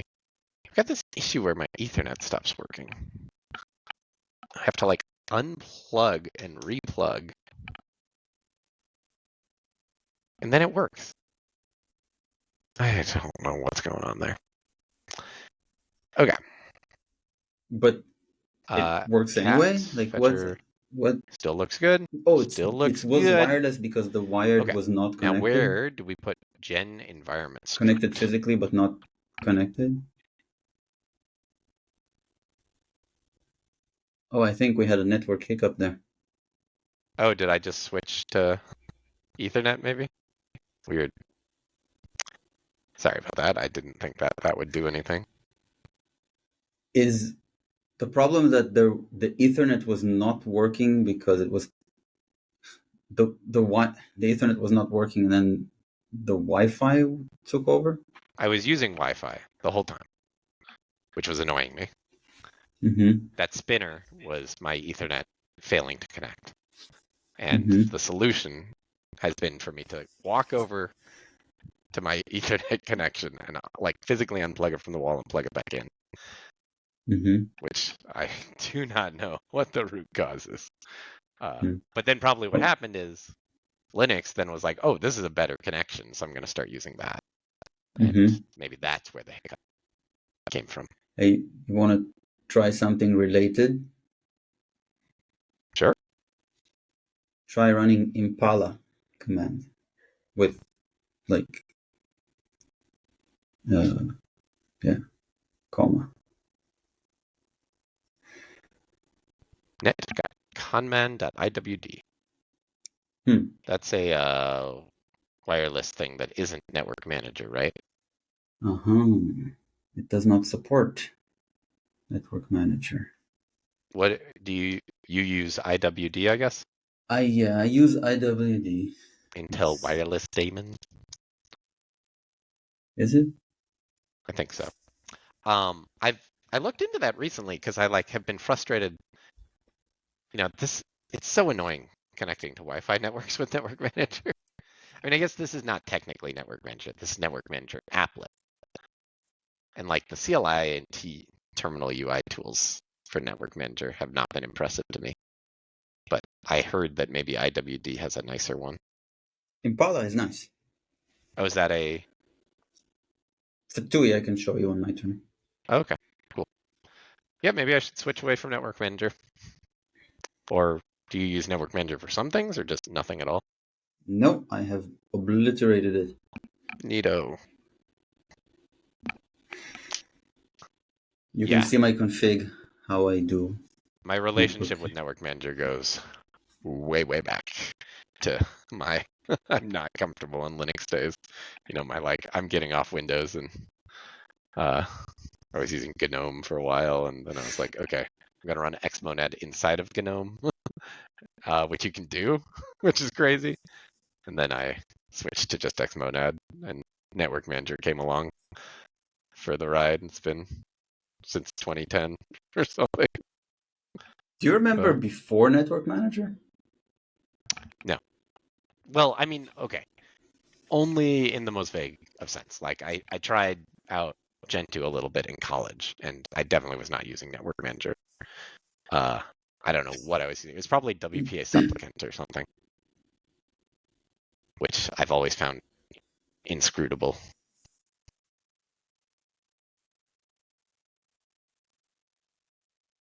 Yeah. I still don't even know like where WPA Supplicant fits into all this. Is it like layers underneath Network Manager that you can also use directly? Like, I always manage to avoid using it directly. uh-huh. And I'm talking,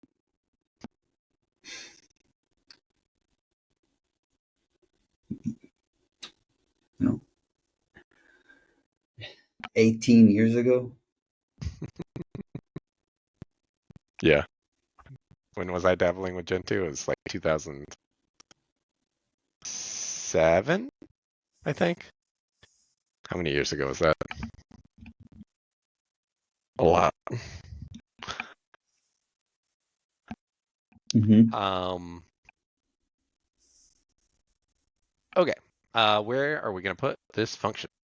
Gen environment struct. We don't. I don't think we have a lib dumping ground. We have like And the only thing we shared. modules lib, Oh, but that's that's not part of modules. it. We're not talking about modules here. But I think that would be analogous, right? Would be like Rust lib or packages lib or something. Yeah. Do you want to do something like that? Yep. That's. We have a util.next, but those are CLI utilities currently. I can't tell how long I've been going because I must have failed to start the timer. I can't tell. Do you Set want? it to 3. Okay, we'll take 3 minutes on the clock. Sure. 5 minutes because that's the least amount of clicking. Okay. uh, we'll make a. What about the util? Is that Oh, good question. What is that? the CLI utilities? It's currently what it is, but Oh, yeah, that yeah, yeah. was never properly defined, the scope of it. We could. Could shove it in here. Sure. Okay, so we'll what? Module args this thing? Mm-hmm. And do you want to create a scope for this? Is like Rust lib, PR tracker lib, like lib's an overloaded term.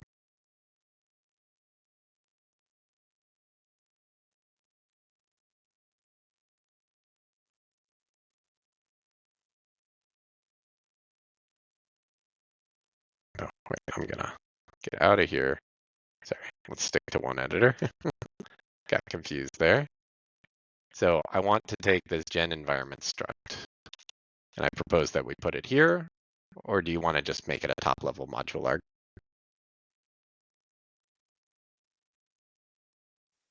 Make it top level until we have another function. Are we going to have another function here? I don't know. I mean, we're not planning on it right now. No? I find that answer a little inconsistent with our decision to put API here, like we were carving out space for more things, but we're not doing that with this. Because it was not the motivation. It's like the motivation is between the comparison between a single API environment variables and API dot environment variables. I saw this in other Nix things, Nix projects where even though there was a single item, because of the syntax features of Nix, it's like it's a cheap thing to do. Okay. And there's no equivalent in gen environment struct because it's not like Yeah. No, I mean, I think you would I otherwise totally call it misunderstood. libgen environment struct. Hmm. Yeah. So I totally understood your reasoning uh, for this. So Sorry. you're just basically saying, hey, you're thinking of this as a thing, and a dot is just a new character we have access to. Kind of, yes. And like, you could have made it a literal dot by doing something like this, but that's Right. syntactically too expensive for you. And so you're Mm-hmm. saying, why not do it this way because we can? Mm-hmm. Okay.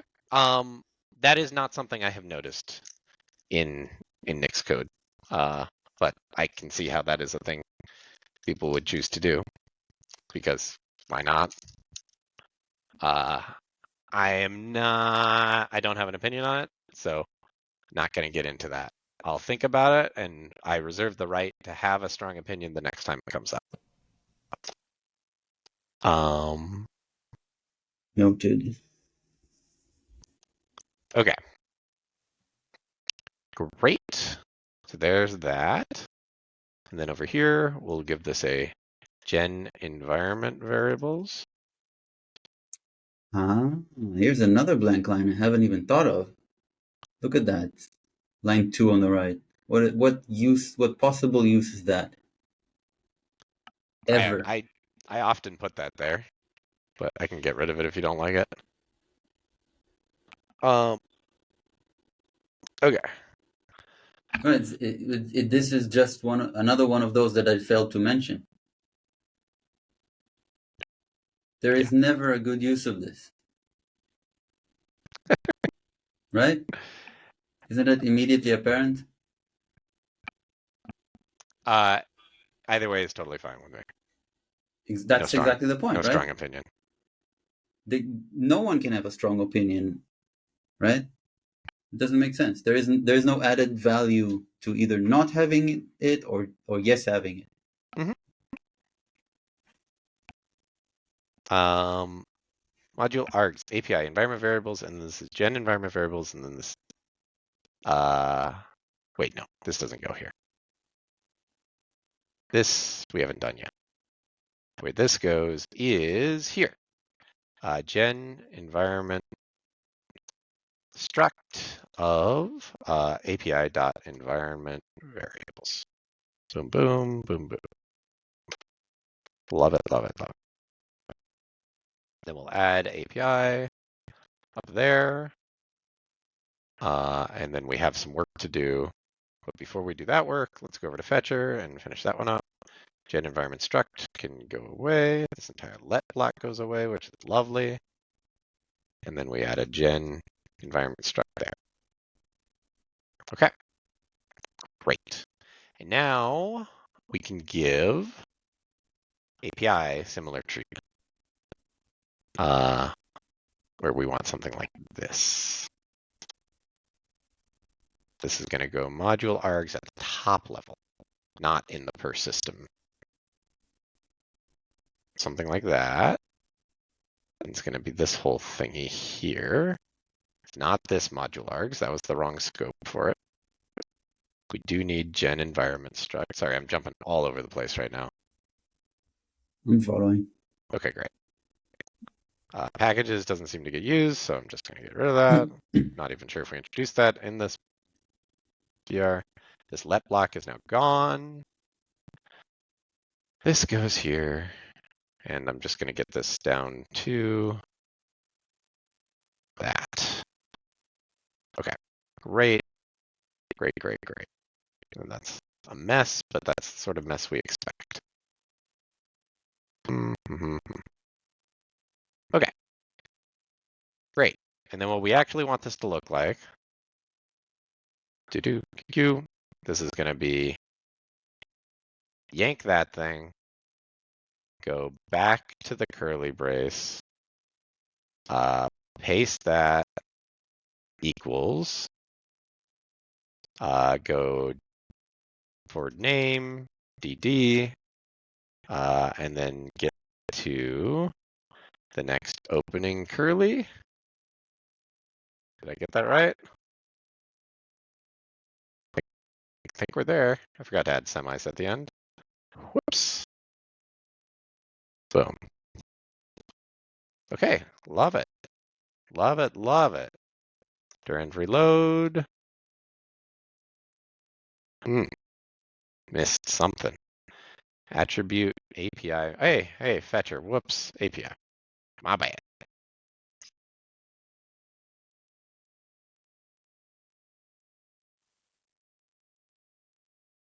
I love that this fits on my screen again. That's very satisfying.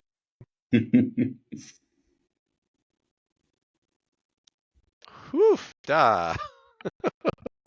What happened here? What We happened didn't here? massage this into a file. Whoops. My bad. Okay. We want something more like that on the right-hand side. Fetcher, CGN, fetcher, CGN API. Something like that. And now we do use packages. Okay. All right, take two.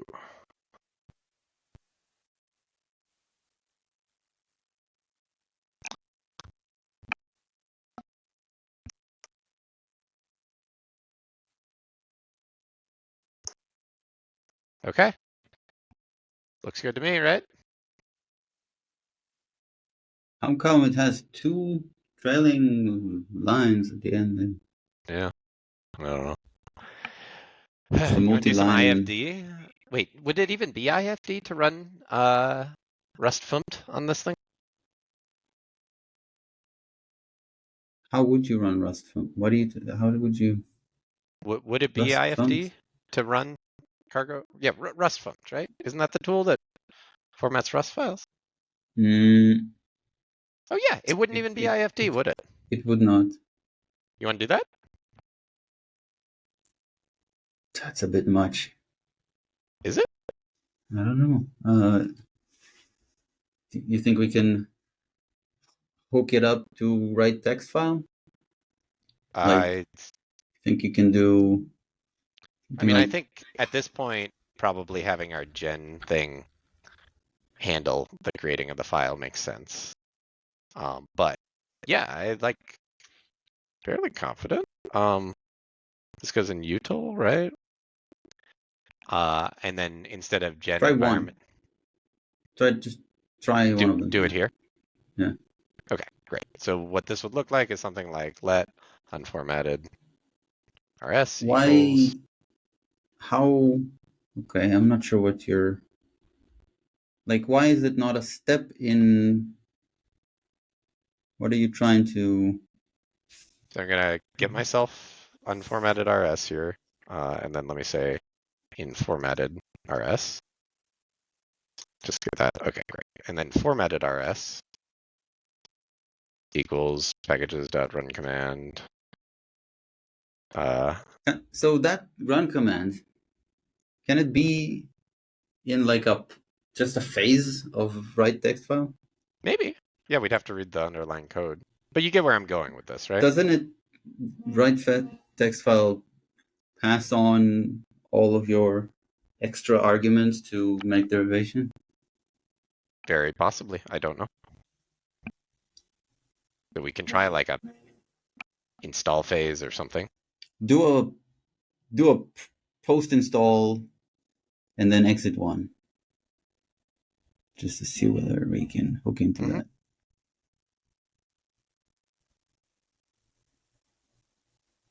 I'll rework that in a bit.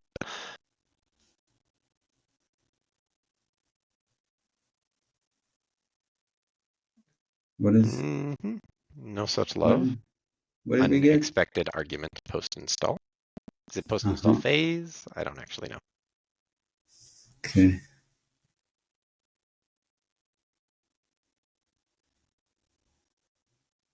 Yeah, show us what write text file is.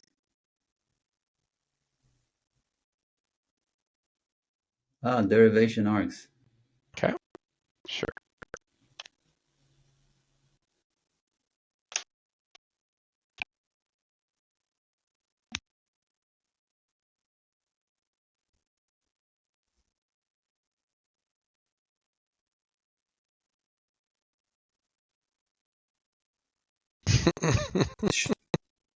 Uh, Maybe that's not an actual thing.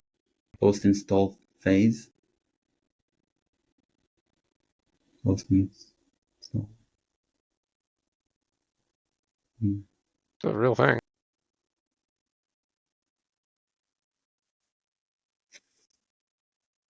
Yeah. I don't know.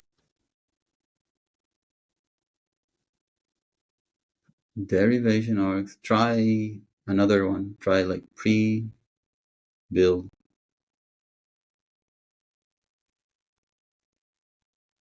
Build phase.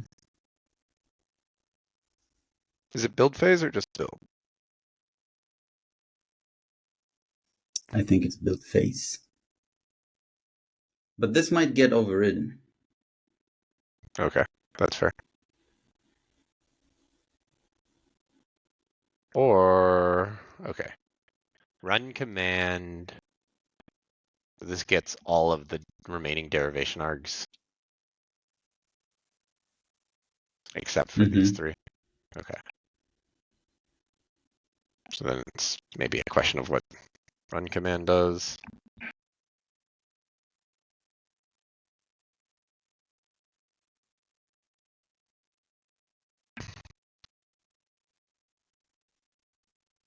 Derivation args equals env. Okay. And I guess it's really how many of these are. There we go. Okay. Derivation args meta.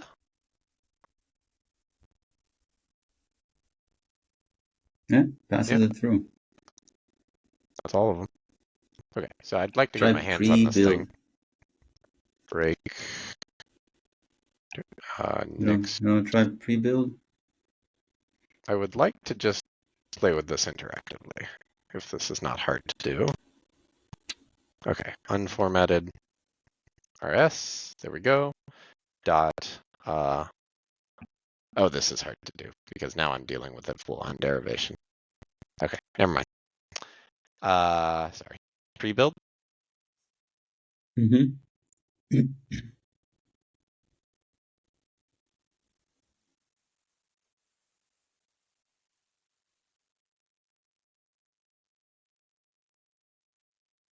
That succeeded. What succeeded? Nix print dev.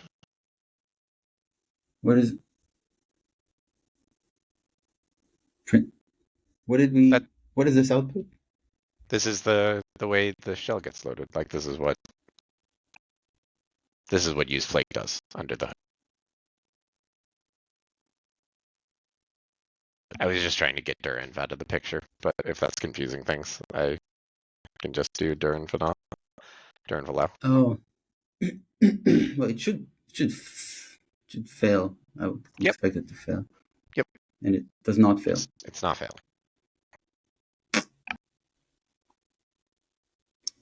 But I mean, I'm fairly confident the code I was about to write would work. Do you just not want two derivations? Yeah, I'm like, we're trying to be Nick's professionals here. This is like I don't know obviously that this is the right way to do it, the. unless we're missing something, right? Is it? I mean, what if Rust font changes? Do we really need to regenerate the string? Like, there's tiny derivations are nice. I get you. I don't know. I mean, I'm just trying to justify less work. I'm not actually. I'm gonna react strongly to you saying we're or we're Nix professionals, therefore we have to do it this way. I'm not opposed to figuring out how to do this. Like, this seems like a useful tool. I've gone this far down this road before and then like keep bouncing off it because I like have other things I want to get done. So if you want to go down this road, I'm down. I say don't format. That's fine too. Then stop asking me questions about why the formatting looks the way it looks. Makes sense. Okay.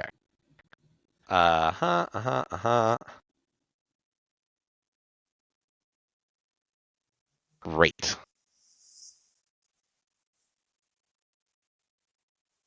Cargo test.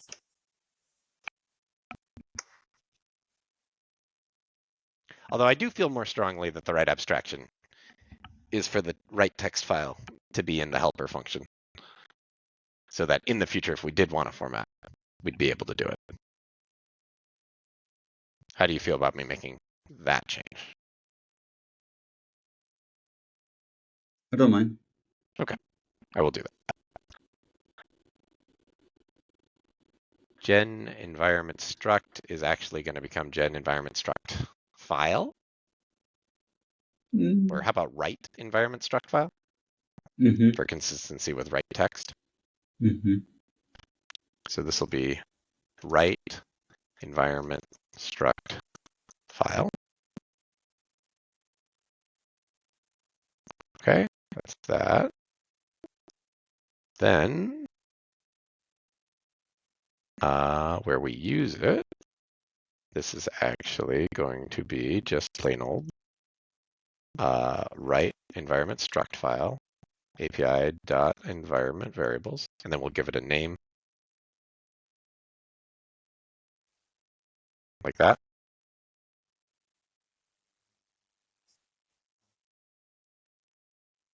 Does that sound okay? File name and then.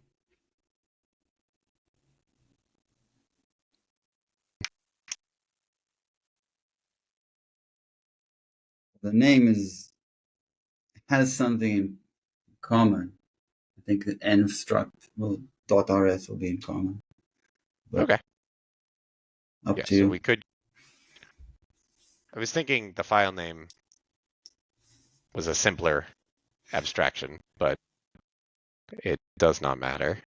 We can do this or something. And then this is like some It's a crate identifier. name. Oh, okay. Sure. Yeah. Is that the crate name? API. Well, is this crate going away actually? Like when we're done with all of this? What's the value in the crate? I thought it was just separate because we were documenting the crate. I think you're right. This crate exists only in order to present documentation. Yeah. Nice. I mean, we're not there yet, but I think we will get there. Not necessarily. It doesn't have to happen in this PR, but It should. It's a tiny change. So I don't know. I mean, it can still be the crate name. It could just be API env struct, like, or it could just be a full file name. API env struct. Okay, great. So we're just going to call it API, and we'll interpolate the. This will be crate name dash env dash struct dot rs is what the code is going to look like, and then this will be like that. And then this will get moved over to util, where we'll do this is right here. Oh no, this is a bigger change because this is at the wrong scope. I'm going to push this down into per system. Is that okay? We can do that. Yeah. Great. Sorry for all the churn. All right. Right thingy. This takes create name and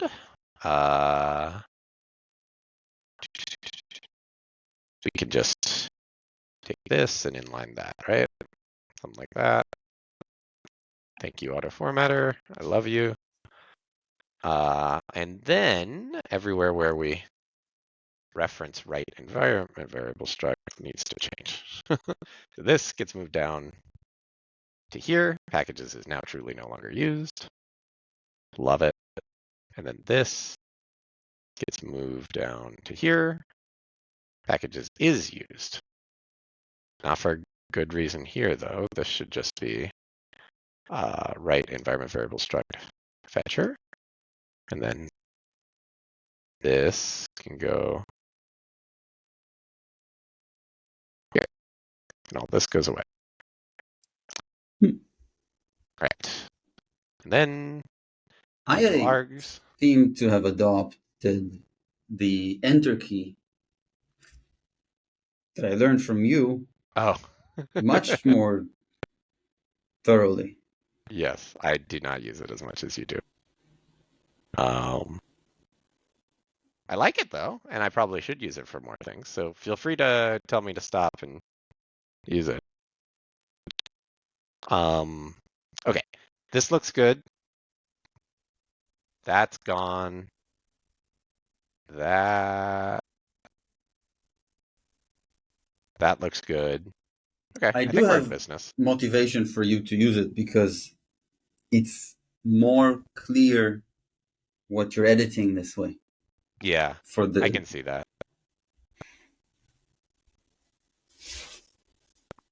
I will give it a shot. appreciated. Okay, I think that was a no-op refactor. We're not actually doing the formatting, but now we're set up to do it at some point in the future when one of us is bothered. Okay. Can we build Nixos module docs? Nixos manual? We haven't tried this yet, right? Okay. I'm going to rotate. We could work on getting that going or something else. Tell me. Try a next build of Nixos manual. Excuse me. Oh, that's cool. Do you have some sort of notification for when long-running commands finish? Yes. Nice. You gotta pick that up from you as well. You don't have one? I have a command Q that I put, or like a shell alias, which makes a noise when a long-running command finishes. Oh, so for you it's explicit. I got it implicit. How And it's so? sometimes it's not helpful, but it's also not Got it. So you annoying. added it to your like shell configuration somehow? Yep. Um,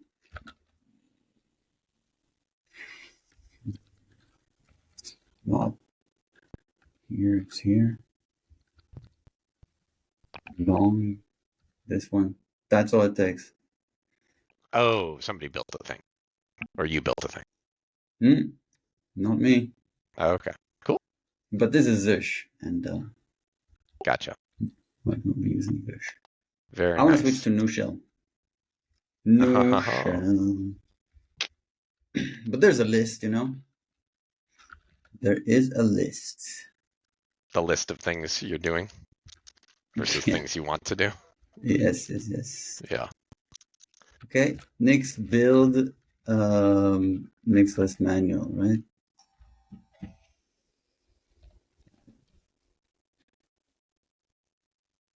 Nope. Yep. Database URL is Now I thought somewhere. we axed all of those, but apparently not.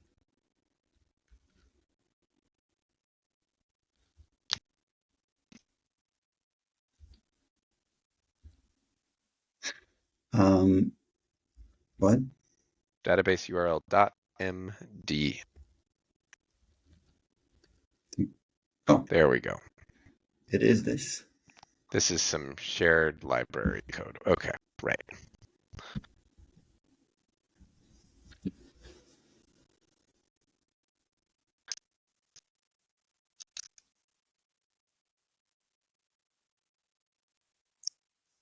From which to compose the.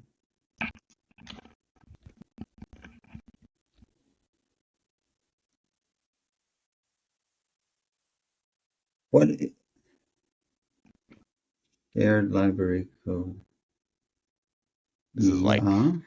both the fetcher and the API need to connect to the database.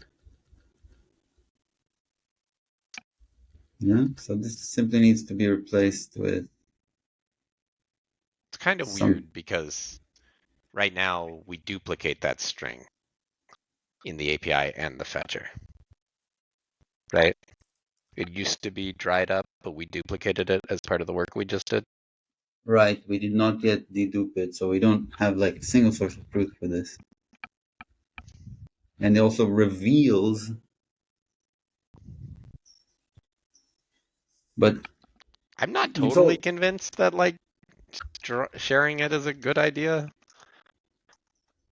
Well, it's just isn't like literally the word database URL. Like, what was in that markdown file? Could we just inline it here? Yeah. Isn't it just literally database URL? I don't remember. What? Um, But if you do a diff fetcher. with, oh yeah, you could check that way. What should be here, right? hmm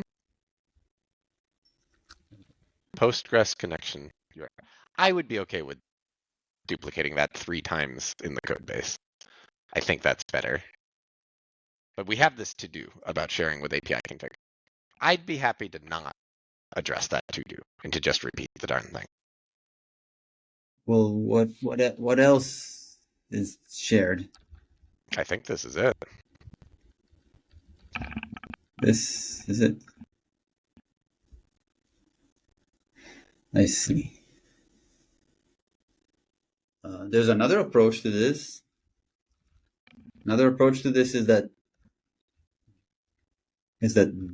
this option. No, this option is longer. Like, duplicate that in 2 places.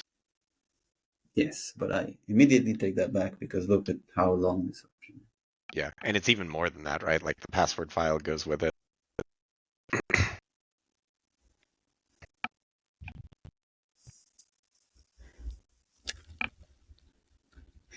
If I would we I would wanted to inline. deduplicate that piece, we could deduplicate it in Nix as a Sure, module arg somewhere. we totally could. It's like, but is that the only? I'm kind of confused. Um, Fetcher default Nix and um, API default Nix. Aren't there like more to do share? No, I think This this is the only thing. this is the only one. Yeah, Oh, oh. because otherwise they're totally orthogonal, right? It's like the API doesn't talk to GitHub, just talks to the Mm-hmm. database. Uh-huh. And this description, it's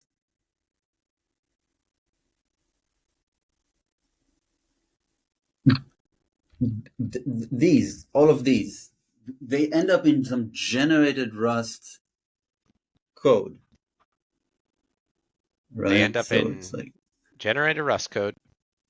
They end up in the Nixos module docs, and they're going to end up in a well, this does dedicated. not this does not end up in Nixos. Well, they do because currently this is shared with a file. Right. Uh-huh. Yeah, so let's put it in a little snippet. It doesn't hurt, does it? Well, could we rather than threading yet another thing around, could we change the Hmm. abstraction a little bit? Like, What do you could I suggest? see, are you rotating? On cue. Sorry, I don't know why, but I don't hear the, like, it's hard for me to tell for some reason. It doesn't make the noise always. I don't know why. Like, Um,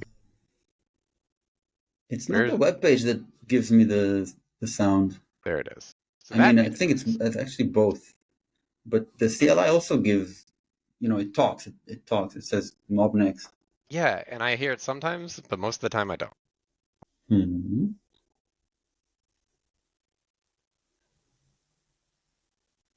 Okay.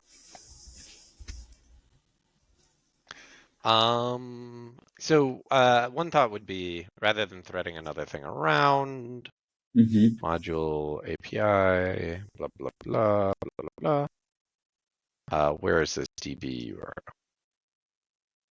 There's this make Nixos module lib, Nixos module lib. Oh yeah, and we even already have an abstraction for this. Okay, so here's my thinking. Hmm. We already have a builder pattern here. This builder pattern right here is where we could thread through the thingy. Like we can say, let me get this side by side. Oh, I see. You pick it up what I'm putting down. I'm not sure where this is called. So there's this MK builder function. Yeah. And so I'm proposing we add another parameter here. And Okay. That takes care of that function. But where's that function called? which function, sorry? Make NixOS module lib. It's called right here. Only It's called one in two place? places. It's Two called in two places. places. Once for API Nixos Yeah. module, and then another one in Fetcher Nixos module. Mm-hmm. And so concretely, what I'm proposing we do here is we add a new parameter, which is going to be something like, this is like DB URL description name TBD, and then this is going to be like PR tracker database URL. And then it's duplicated twice instead of three times? Right, yes. But now they could be different. And like that's not even totally insane for them to be different, because they are two different environment variables for two different programs. For the same database. Sure.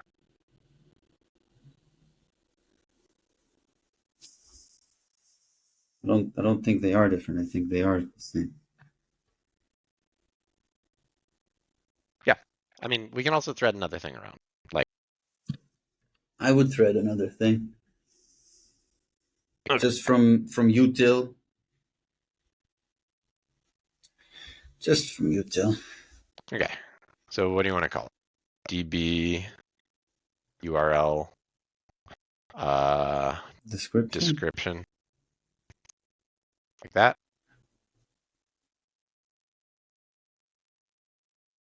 It's not even a description. Right? It's a what is it? Can you see it again? It's a One of markdown them? snippet. It's a link to Snippet that says documentation about the exactly database URL. what's the text of the link? Right here. Postgres connection URL. Well, that's what it is. It's a PSQL connection URI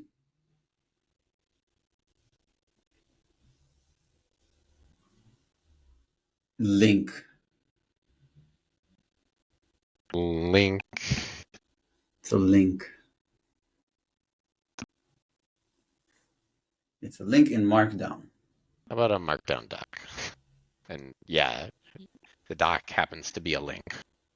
It happens to be a link, but also in one of the usages, I guess you it's see it's assumed grammatically to be. Yeah, sure. Okay. I'm sold.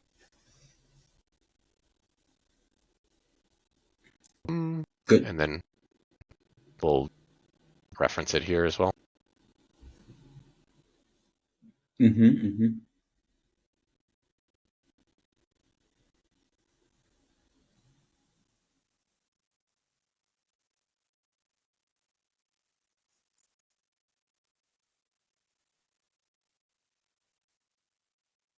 Okay.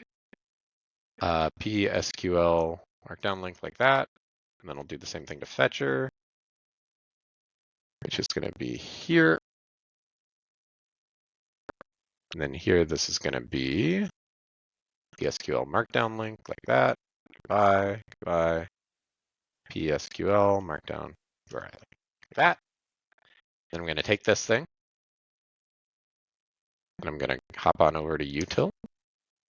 And I'm going to dump this right here.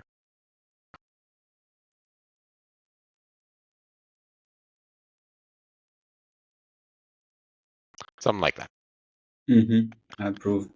Okie dokie. End reload.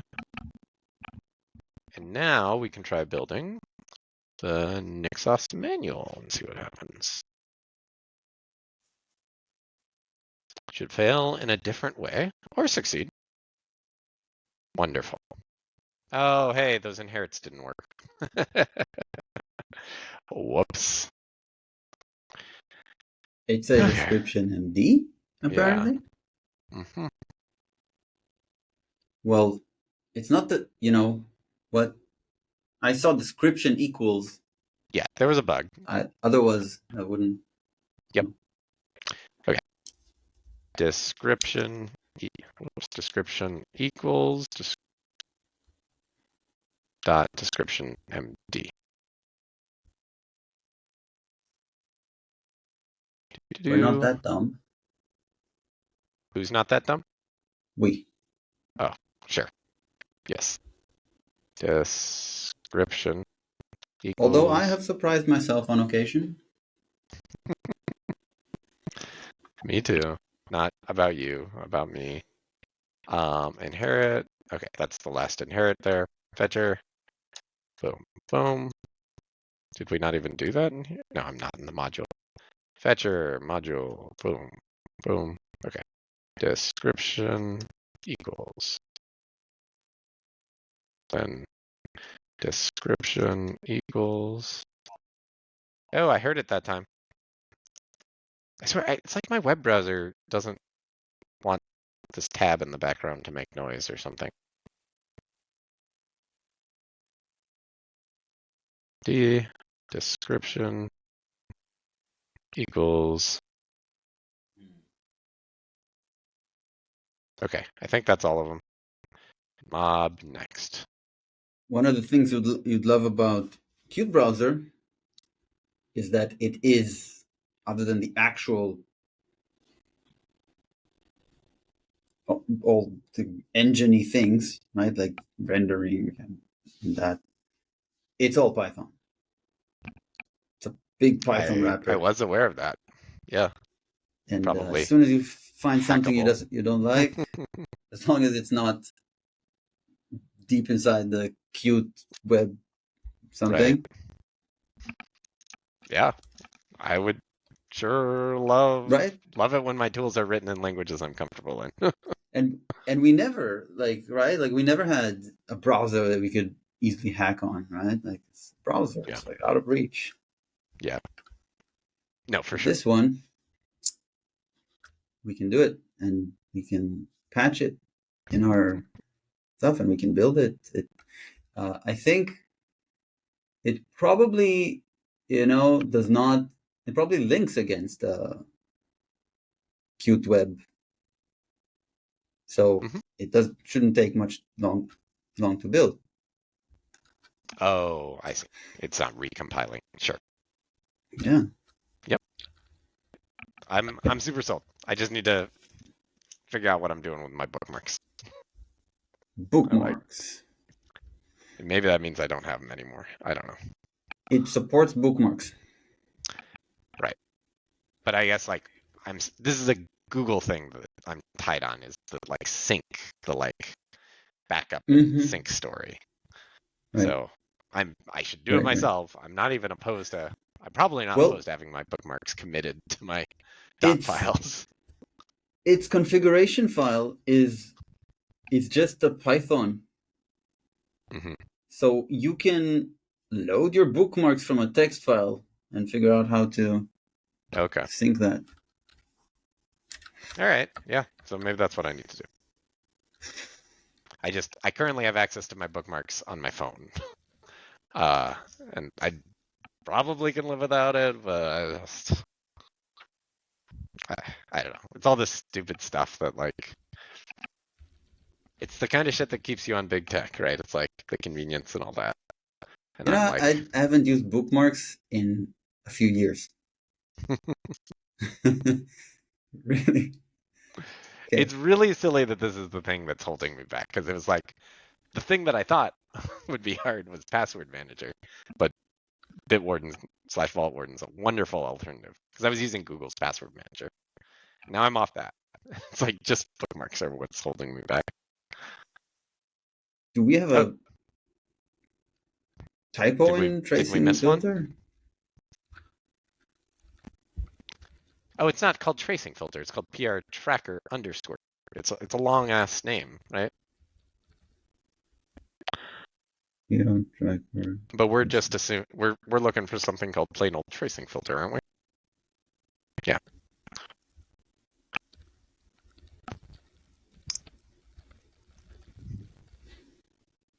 build a branch patterns. Is that the same problem? I guess so.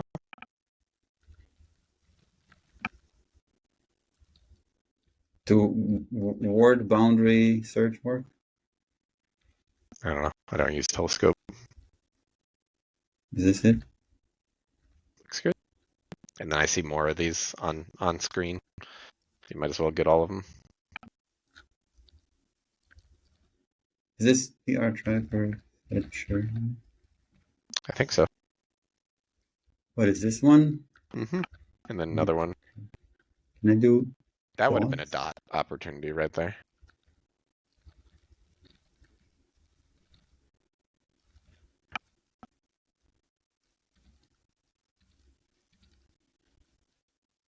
Does the dot work here? Yeah. No. Oh, okay.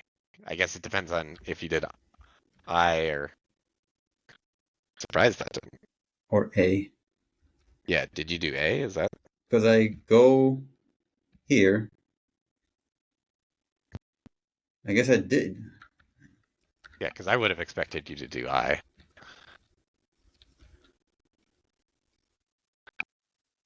Any more of this? No. Ooh, it's built. Line 49. No, not line 49. Wonderful. Okay. Good.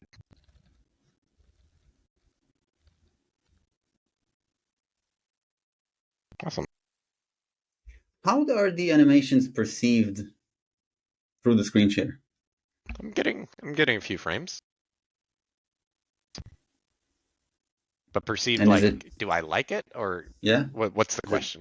is it better than not? Because obviously, if it's like, unless you don't like animations, they they mean something. Like they explain what's happening Hmm. rather than if it just single frame transition, the viewer might not understand what's happening, right?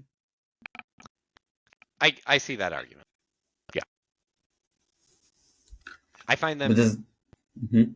for me a little like this is not me saying you shouldn't use them, but I find them a little distracting. It's like, oh, because I'm not used to them. Once I'm used to them, I will not be like, oh, hey, that thing happened. It was like the same when you were using your Mm-hmm. editor. What is it? Neovide? It's Mm-hmm. like the cursor is moving slowly or like moving and I see it moving, which I'm not used to, that sort of thing. So, but Mm-hmm. it's very minor. Like, Okay. and I totally agree with you. Like the way one writes code, the way one like navigates, doing it in a way that is followable by the other person is like that's a good thing to strive for. Mm-hmm.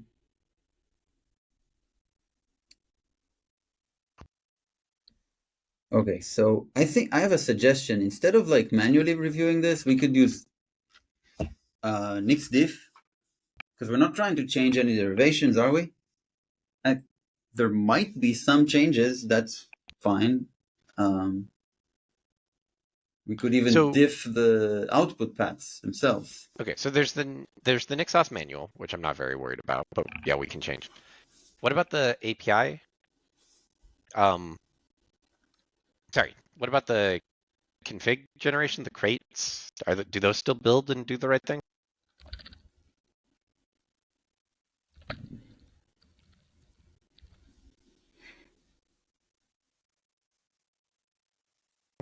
Like, I guess where I'm going with this is like, do we want to land this plane and then start afresh? Like land this because we could. I think we might be in a state where this is landable. Like we still have the API config crate and the fetcher config crates, but we could like merge this up. It doesn't break anything. I agree that we should strive to commit. Okay, so let's try to land this plane, and then in the next PR, in the next mob branch, we'll delete the crates, and then that'll force us to generate Markdown book documentation instead. That seems reasonable. Oh, I thought we did this right through NCI so that it would show up in all the right places.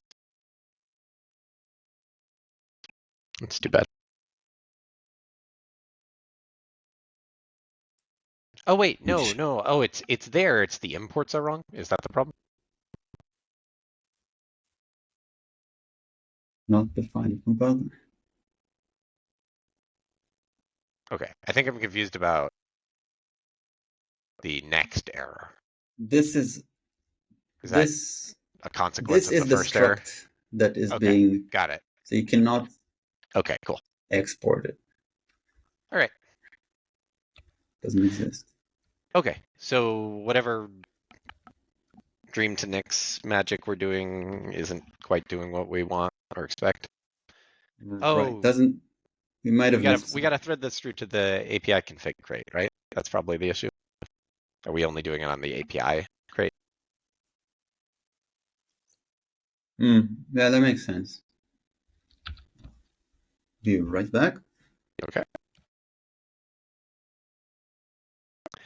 Let's try that. Mob start 7. Because that's why it would have worked fine for the dev shell. API, default, API. Yeah, so that really, for now, needs to go here. PR tracker. What's the name of this thing? Oh, .config. Okay, great. Boom, boom, boom, boom, boom, boom, boom. Love it. And then this probably just stays the way it was. All right. And then I'll give similar treatment to fetcher down here, which is going to be this goes here, this gets joined.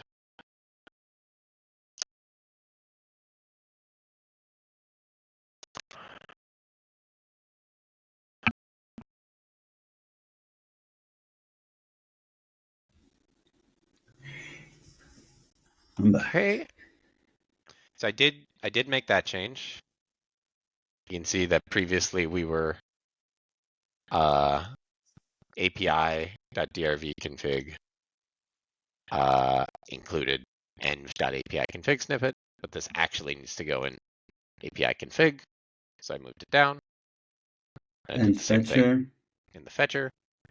And now I'm trying to build, or I'm just trying to run next like check. Very quickly failing. Something doesn't exist. But I think the issue is this .drv config make derivation. I think I just fumbled the ball a bit here. I think the way it was before was drv config.env, and we're missing the drv config part. So drv config.env, then I'll give this the same treatment, and here we go.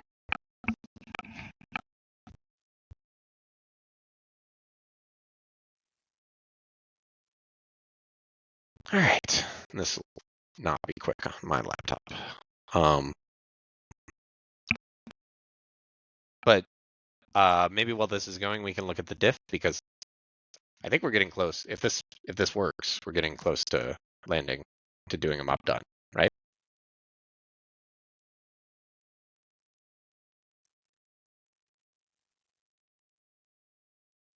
Yeah, I want to get my head around what we have changed.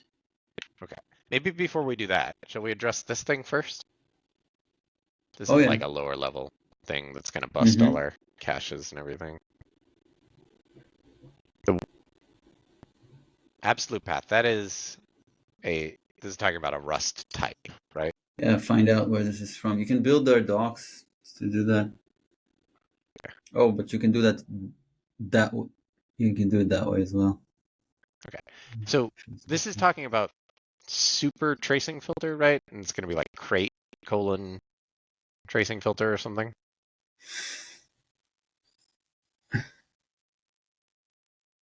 I don't understand yet why tracing filter is in super from there. Can you It's show me defined that right here. again? Oh, oh, okay, okay, okay. So what's the way to reference this thing? Absolutely. Tracing. Is it like crate colon? Yeah, I have a different idea. Okay. I don't. One idea is to add this to the generated code because it's like a dependency of it. It's one idea. Okay. The other hand, generated code is not nice to edit because it's not in the editor. So Mm-hmm. we want to minimize it. It's also only Keep used by the API and not the fetcher. so it'll kind of break our symmetry. Mm-hmm. So this is unhygienic anyway. So it's already working. There's no like immediate need to change it. But Mm-hmm. since this struct uh, has, like any struct, it has like any item, it has an absolute path. It can be used quite easily. Uh, What is that absolute path? you need to, it starts with the crate, Okay. like a keyword, Great. and then Great. colon,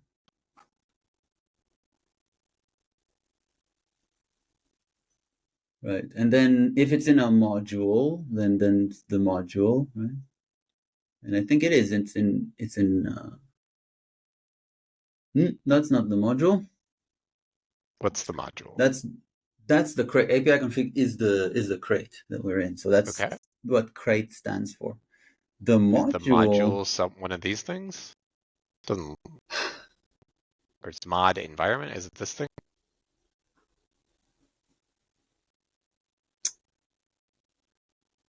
That doesn't seem. well, Oh, okay. cu- Crate. Okay. currently it's at the root of the crate.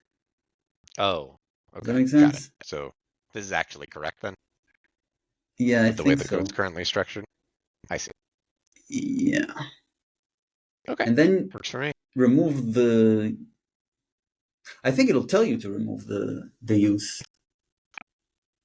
Oh, okay. You want me to And leave that or no? yeah, I want to see that happen because I want to learn how it behaves. Okay. Here we go. This is fun. I've killed the build, but my CPU is still hammered. There we go. Much better. Oh, I actually heard the mob tool that time. Lovely.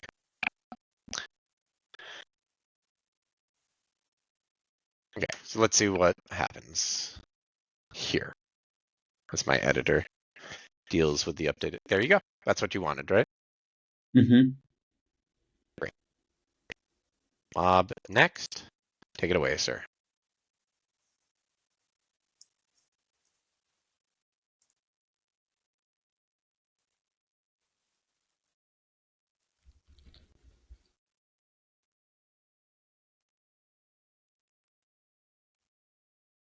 Did you the to-do removed? Yes. I'm going back here. Let me do the thing. Yeah. The Can open you the get an editor. Xflake check going too? Because I think we might be done touching Rust code. That's exactly what I wanted to do. Touch Rust code. Oh, okay. Never mind then. Is it? It's API, right? It's API. Um, I wanted to see about this. Okay. Where do we use this? It must be somewhere in this generation. Sounds plausible. Can you So just it's like, cat that environment variable in your terminal? what if I just remove this, Sure. right? And then it says unresolved and something use config. Yeah. We're So using like some hashtag something, some this it's in macros. util, right? That hashtag config thing Where is the in the like derive. this, right? Mm-hmm. This to make this a Self-contained. absolute path, it's Mm-hmm. different because this is a dependency. So it'll be colon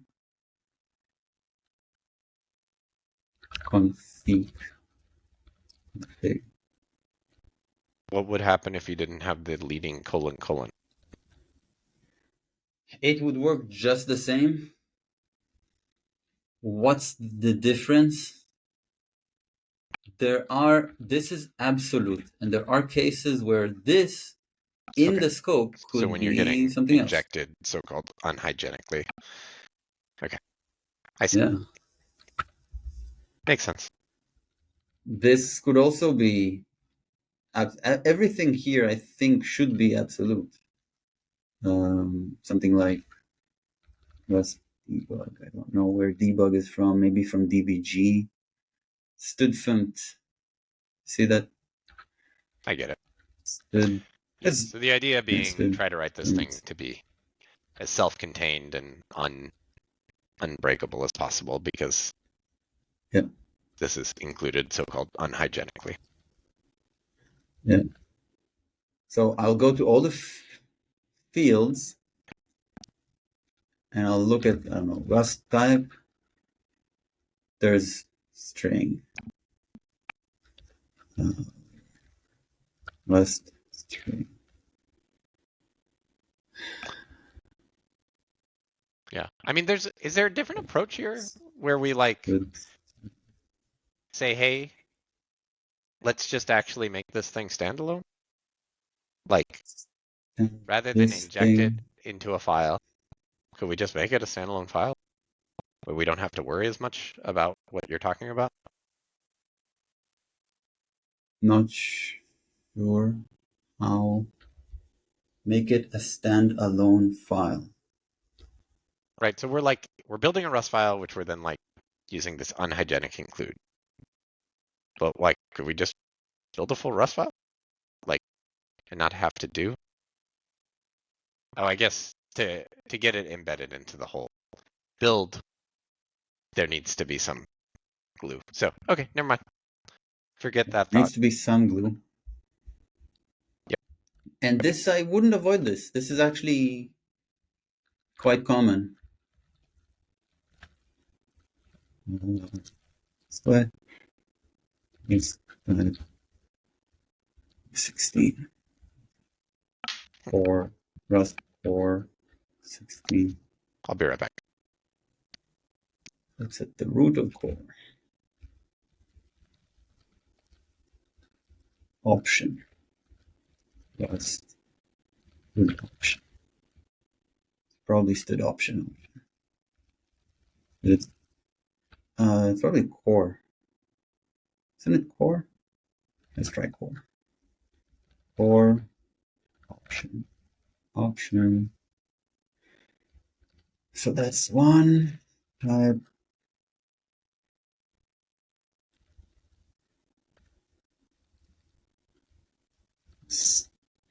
Good. Good. String. Whoops, that broke.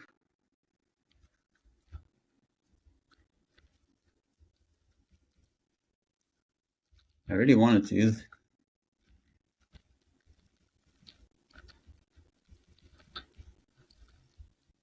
def8 path buff. That's coming from. Oh, that's actually. Yeah. This is fetcher config. Let's remove that. All both of these.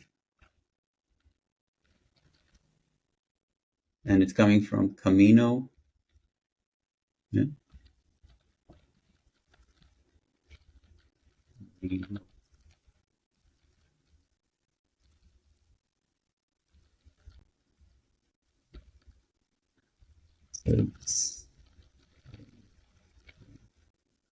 So they are all absolute. All absolute. Okie dokie. Thanks for Zero doing that. and reload. Let's see. You're welcome. Let's see whether it actually works. And I don't know. Cargo test. That's not a type, apparently. Mm. So, Oh, it says what to use, though. That's nice. Stood primitive U16. I'll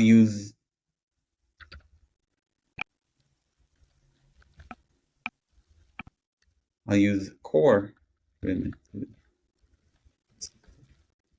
I can get it Okay. from core, I'll get it from core. During reload.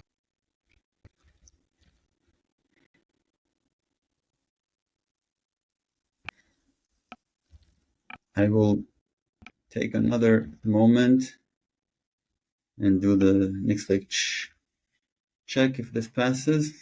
Great.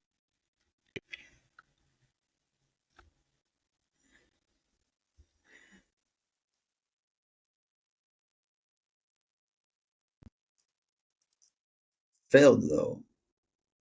Temporarily unavailable. Required configuration value is missing. Oh, we just typoed something. Interesting. Next.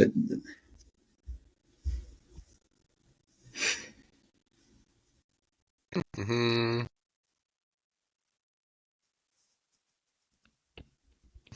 Okay.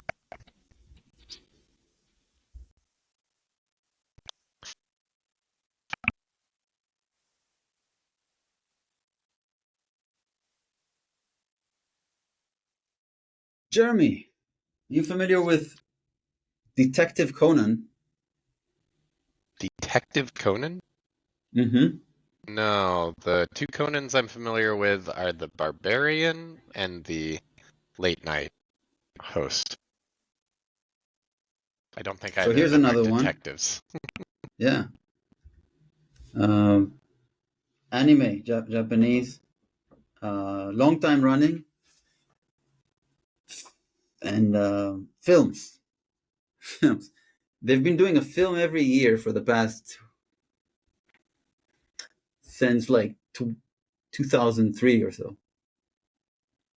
Okay. I've been watching with my wife. Fun. It's fun to have something that we both enjoy. Right. It's cute. It has and it's intelligent, suspenseful, and it's anime. So they just got something that the rest of the world does not necessarily have in their shows. Do you find anime to be like I mean, I fantastic frequently? do I find it to be what? Sorry? Fantastic frequently. Fantastic. Often. Yeah. Uh, I mean, I've thoroughly enjoyed some anime. Mm-hmm. Uh, are you saying you think it's got like a higher density of goodness than other types of shows? It's wholesome. Okay. It has.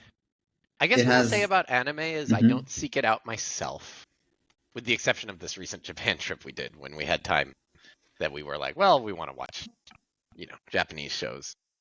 So Mm-hmm. my Mm-hmm. relationship with anime up until we went to Japan has been people strongly recommended things, and so I watched it. And so Mm-hmm. there was quite a filter, you know, before I watched anything. So I'd say all the anime I'd seen up until that point was quite good, but I'd probably only Mm-hmm. watched like 3 shows or something, like Death Note, Attack on Titan, and Oh, Attack Ergo on Titans, Proxy. epic. Yeah, I thoroughly enjoyed all 3 of those shows. Um, What was that? Death Note and what? Ergo Proxy, and Ergo Proxy. That's a cool name. it is a cool name. uh, Death Note was the first anime I think I ever watched, and I thoroughly enjoyed that. Hmm. Uh, I have seen like the cuter animes, like random episodes at friends' places, and those have not grabbed my interest. Hmm. So I the 3 I just described are not very cute. No. Uh, Hmm. so yeah,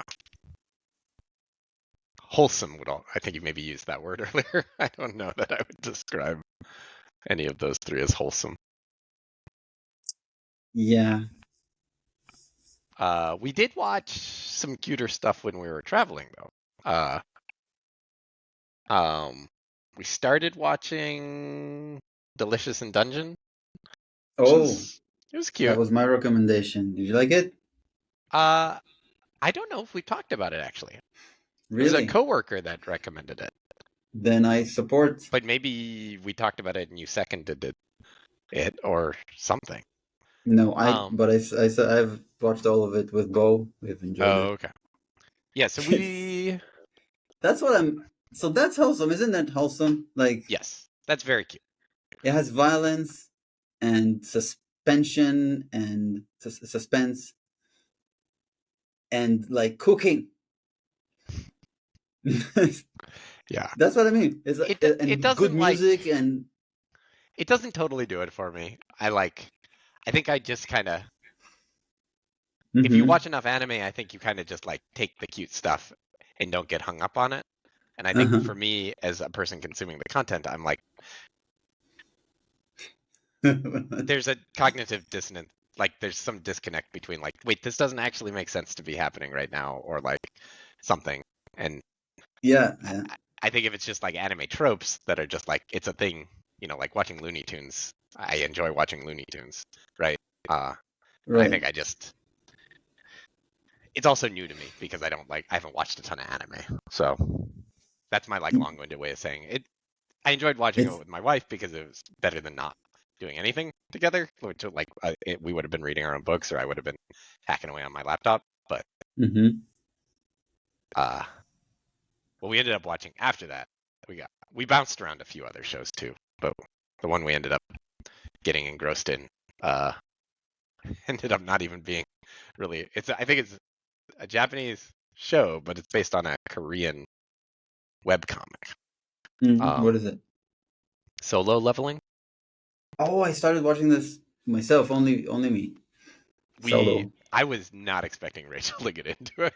Like I didn't know anything about it. She mentioned it, Mm-hmm. and I was like, oh, that sounds cool. She's like, yeah, I don't think I'm gonna like it though. And I was like, okay, well, we could check it out. But she got super into it, and I thoroughly enjoyed it as well. So, but that's also like I wouldn't describe it as it's not like Attack on Titan, but it's also definitely not like Delicious in Dungeon. It's somewhere in the middle. But Mm-hmm. Mm-hmm. Conan Detective Conan. Detective Conan. Oh, that's cute. Uh, Case closed. Oh, I didn't know that it was interesting. 1994. Wow. So this show's been going since 1996? I think this TV series was replaced by films. Oh, okay. We never I never watched. We haven't been watching the series at all. Mm-hmm. Wow.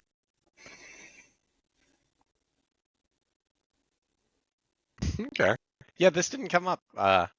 We were working down a list of like top animes or something. I didn't realize I should have asked you for recommendations. Otherwise, I would have. Well, hearing what I've heard so far, the Attack on Titan, and the cook, the delicious in the dungeon. I have another one that might suit your be more satisfying More my speed. than than Detective Conan. Uh-huh. What is it? You must have seen it, Frieren. That sounds German.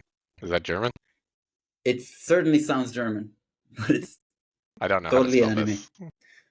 Frieren. It's Free Ren. Frieren.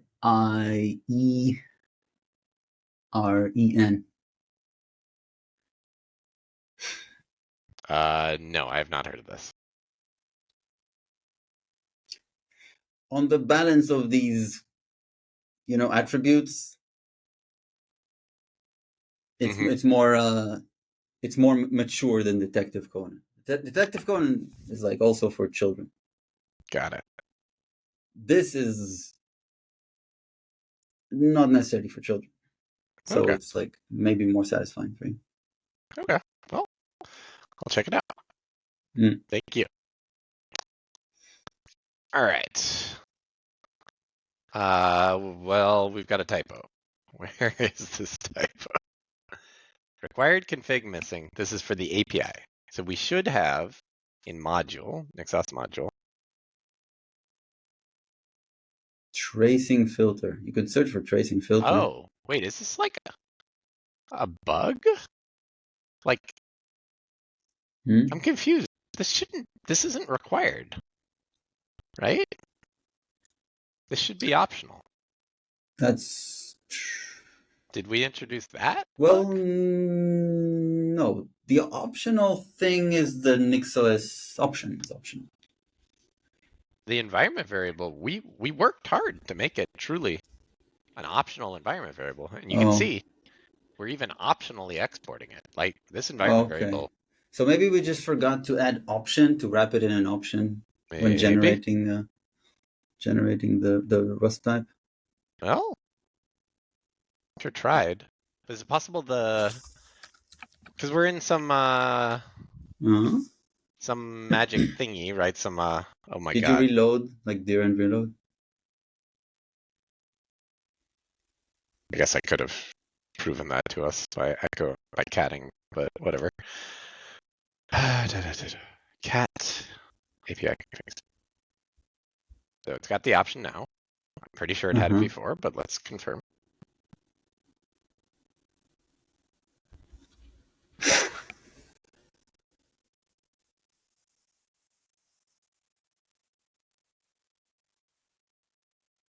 Yep, there we go. So like this thing, right? Derive blah. Never mind. Get We did probably just botched something up. This is referentially transparent, what you just selected. mm-hmm. No. What I was wondering, because sometimes, where is this? Where's this thing injected?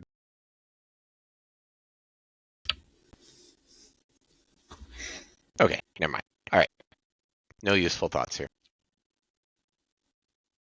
I would grab for tracing underscore filter and just review them. One of them is probably Well, botched. what else is there to look at though? Like we know the environment variable is not set. That's okay.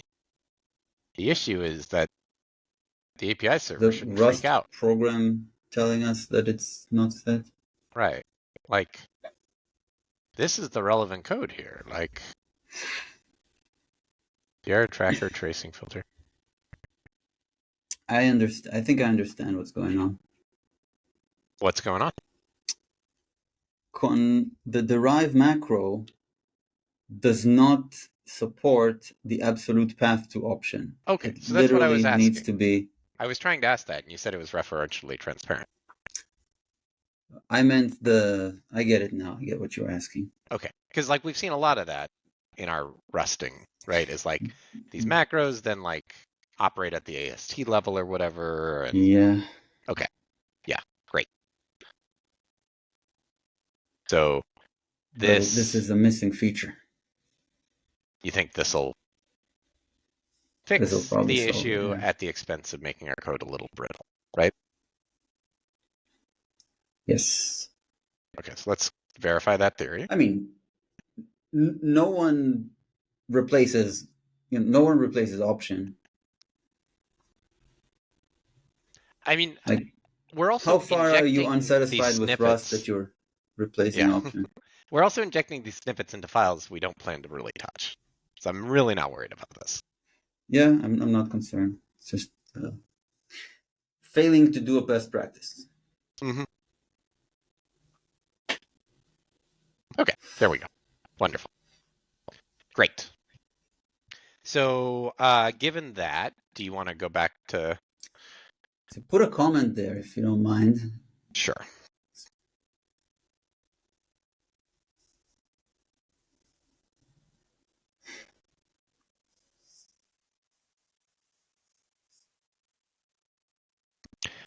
Note, we cannot use...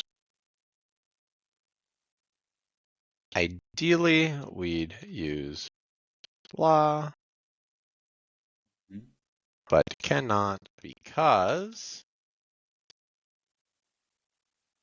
I don't know what the word is here. The config, Config. That's the crate. because config Does not seem to support it. derive macro seems not to support it. Something like that. Mm-hmm. Okay, great. Yeah. See, the rest of the type, it is passed through. It doesn't even look at it. It doesn't care if it's a string or a U16 or a core primitive U16. Just Yeah. takes the literal and, Mm-hmm. or not, it's not a literal, but it I can imagine what the takes it macro verbatim. does under the hood, and Mm-hmm. I can imagine why they need special handling of this, specifically to handle the does the environment variable exist or not case. And It would be nice to have macros with a different kind of understanding, some right. some type level understanding, but it's not even, they don't even execute. Yeah. There's no type checking, there's no type information at that time when macros execute. I mean, this is an extremely explored space in language design, and it is not an area I am knowledgeable about. But I know like Lisp macros come in all flavors, and they've explored, I think, every way of doing it. So there's probably people who know a lot about the trade-offs here. I'm not one of them. Me neither. Okay, we've done a thing. I think we're ready to look at a diff. I just mobbed next. Could you do a flake check, and we could look at the diff on my machine while the flake check goes? Yes, I got your code. Put it on the other screen, so actually I don't need to because I have notifications. Wonderful. Okay, great. Not obvious from, but I guess all the red makes it clear. These files got deleted. Mm-hmm. strange file names, whatever. Before the diff, Mhm. can we do the like next diff of the relevant derivations, which Sure. are the docs, just maybe just the NixOS module,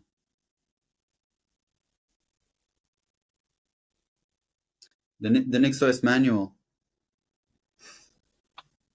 Um,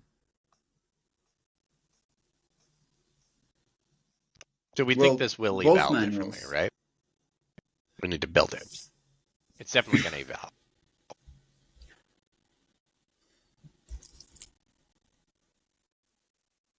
So we're doing on main. Uh, yeah, yes. Okay. So this is NixOS manual before. Sure.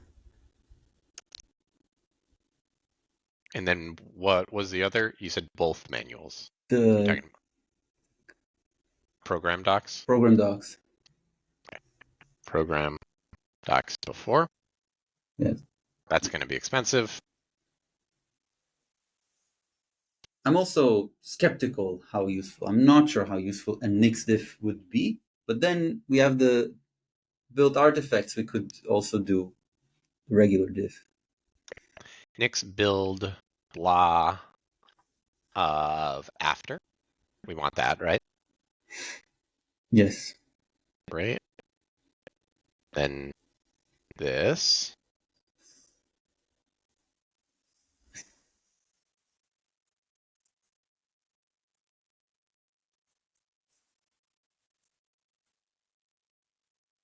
Okay. And I'm not going to press enter on this one.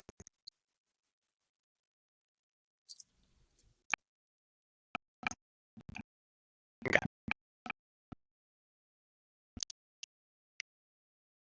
So while that's going, once this is done, I will then press enter here. But we do have the manual before and after, so we can start looking at that. So diff t, before, after, reset. Here we go. What is it? There's like no, don't show things that didn't change. Skip unchanged. That's useful. Skip unchanged. Okay. What does it do? Normally diff t prints out a like, hey, this and this were the same. And it's like, I don't care, man. I just want to see the files that change. And I What do saw you some of mean? those. I'm this and this and the same. I'm not. Okay, so let me remove the parameter. See all that stuff that just flew by? No changes? I don't care. Oh, I this don't does want to not know about happen it. when using it via Git. Maybe. I don't know. Yeah, I guess That's why I so. never see it. Right. But if you use diff to diff2 directories, it's a very, in my opinion, not the sanest default behavior, but it is what it is. So, I okay, don't know why. we lost a paragraph tag. Required unless blah is true. I'm not going to lose any sleep over that. We lost a paragraph.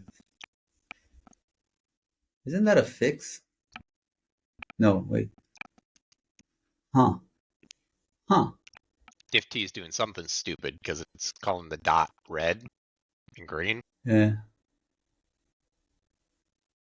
Really what happened is this got removed. This doesn't bother me though. How? How did that happen? Probably like number of new line characters or something. Do you care?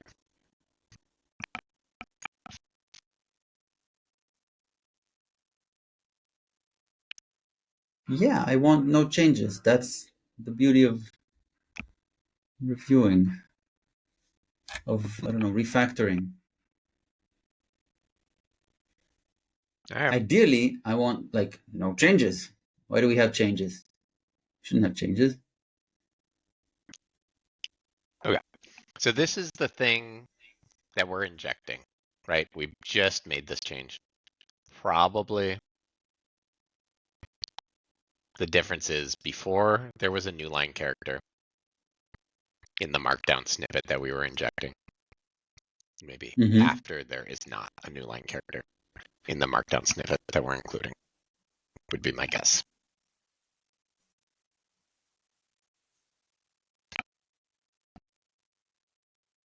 We can That's prove what you that. think this is? That would be my guess. Show me the diff again. Uh-huh.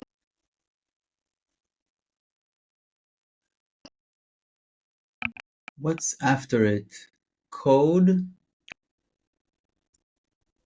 No, required. The word required unless. Mm-hmm. Okay, can you show me the like interpolation of that Yep. in this context? Where We're is going there that? now.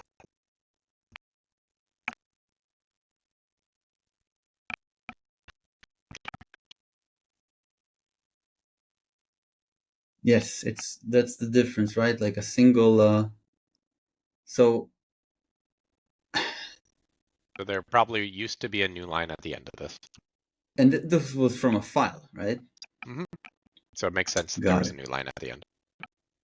So now that we are refactoring, I think we should place that that additional line feed character here, like you just did.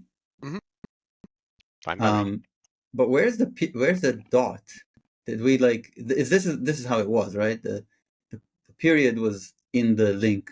Is Mm-hmm. that correct? Is it still? Yep, it's still there. It's weird, but It's it's there. it's weird, right? Mm-hmm. But now it does not have to be weird, right? It doesn't have to be this way now because now we have more control. You can take that period. Yeah, I mean, we'd be interpolating it in here because these things do have. But yeah, we can do it.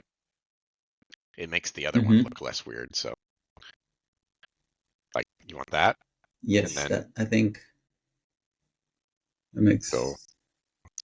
We want to give fetcher the same treatment. Boom, and then we go over to here. Boom. Period. And then that at least looks like a sentence now, right? That's what Mm-hmm, we mm-hmm. wanted. Okay. Do not Program build docs before after. again. I'm going to get After. that one going. Yeah. So before finished, I'm getting the after going. Then Oh, I'm going to get the, because we're not talking about program docs yet. We're talking about Nixos manual after, so that's manual after. but that's not the right one. After. Nixos manual after. Here we go. Yes. Nexus manual does not take long to build. Let's Correct. take a look. All right. Aw. Also, my Nix like check failed. Now we have 3 dots. Interesting. Three what?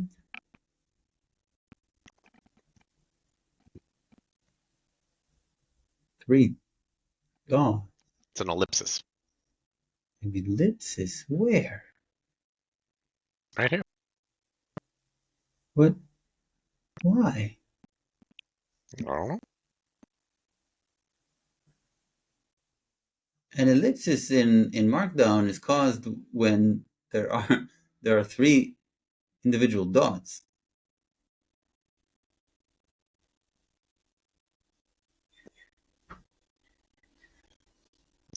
Is 2 How did dots we enough to do it? create? Are they? I don't know. But who says there are two dots? Maybe because this requires dir and reload. Does it require dir? It does not No, this is require dir and purely reload. Nix. This has no This is dependency on next. Durand. Did you save? Like, what's going on? I'm wondering the same thing, and There's I a do dot not. here. Okay, so there we go. We got 2 dots. Okay, and 2 dots is enough to get ellipses in Markdown, apparently. That's it's a bit surprising, right? Like, because the ellipsis is three dots. uh, Like who had the idea? You know what? You don't need 3 dots. 2 dots is enough. And if someone actually wants 2 dots,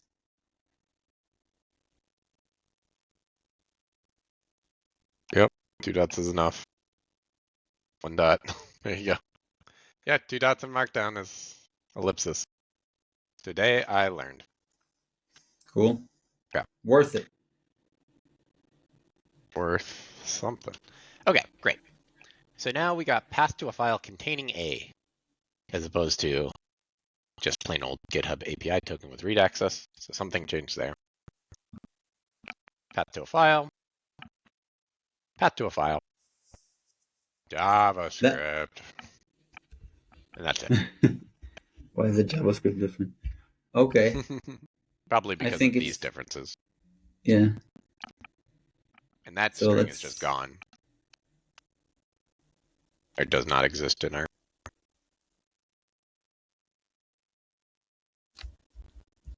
Mm. Okay. So, shall we restore this? of course. Okay. Why does this make sense? Because it's a path to a file as opposed to a token, right? Okay. Okay. Good catch. Good catch. GitHub API token file equals. Not that one. Make option. Here we go. This is it? I think this is it. I remember not following your editing. Sorry. And then I guess we can do some interpolation. But on me, I didn't follow and I didn't say anything. Okay. Do we want to do the period treatment as well here? Is that similar? This is different. This is not a link MD. It makes sense for a link to not have a period. It does make sense for a description to have a period. So I forget the question. I take it back.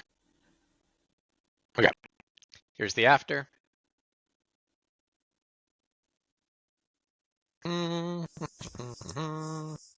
Diff T. Hey, look at that. No change. So the manual is the same. I'm going to rebuild program docs before, which built quickly now, and program docs after. Program docs after. I think this will take a minute, but not forever, because we didn't change any Rust code just now.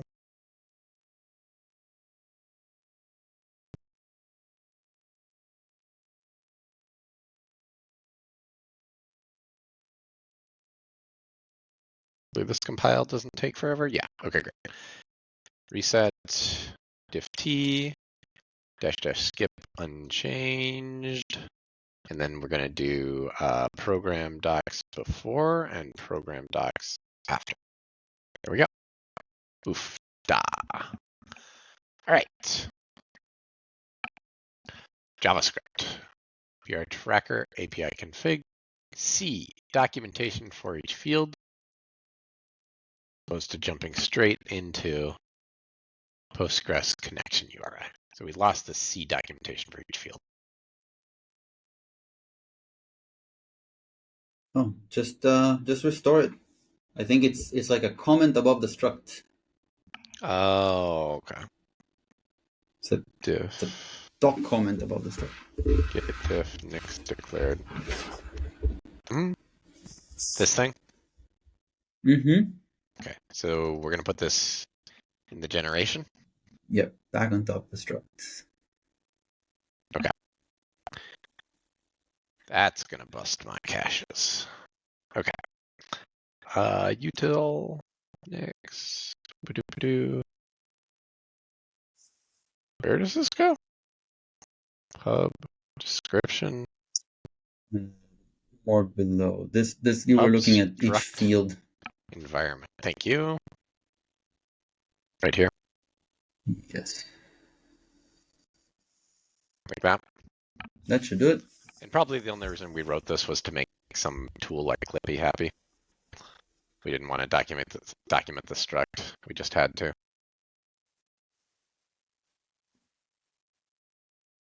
Right, right.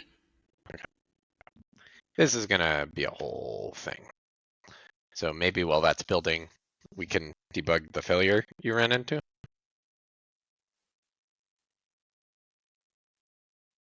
Not going to take so long, is it? Oh, because no dependencies changed. That would Mm-hmm. be nice. Okay, great. Love it. Program docs before and after. Okay. It's a big I change. can't even tell what this is saying. Is this a new file? Is that what that's saying? All green.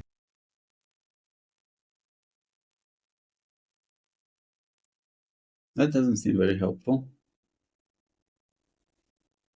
File before I don't and. think that's the difference. I think I'm it's just not syntax highlighting. seeing a difference. Okay. There we go. BR tracker API config librs. Okay, so the line numbers Oh, changed. source files. Sure. Okay. So that probably explains that. And then this thing on top might have a name that comes from some hash of, right? Yeah. That thing is that's a detail about the injected thingy, right? Oh, wait, what? Right? The It's the struct has a path. path. Yeah. Uh, the struct. This is a store path to why .html? I don't. It's the struct. Okay, the struct. Because that's how the Okay, documentation works, right? It's like every Rust file gets a HTML file. but why did it reach?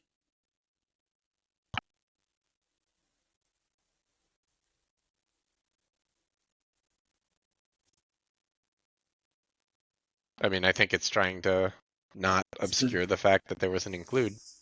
So it's like documenting that as a separate file, I guess. Well, struct. Yes, items have pages, HTML pages, but how does the Nix store end up here? Because that's what's in our Rust code, right? Like there's an actual file we're including. Yeah, but what does that have to do with documentation? Like, I Well, expected it to be identified by like the full path of the struct or something. What does it have to do with?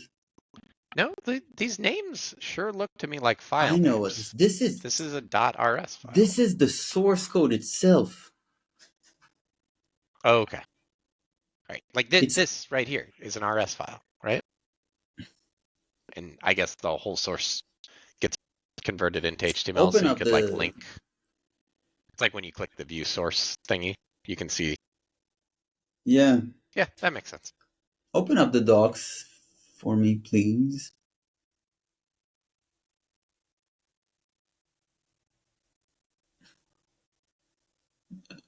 Pick unit. Pick.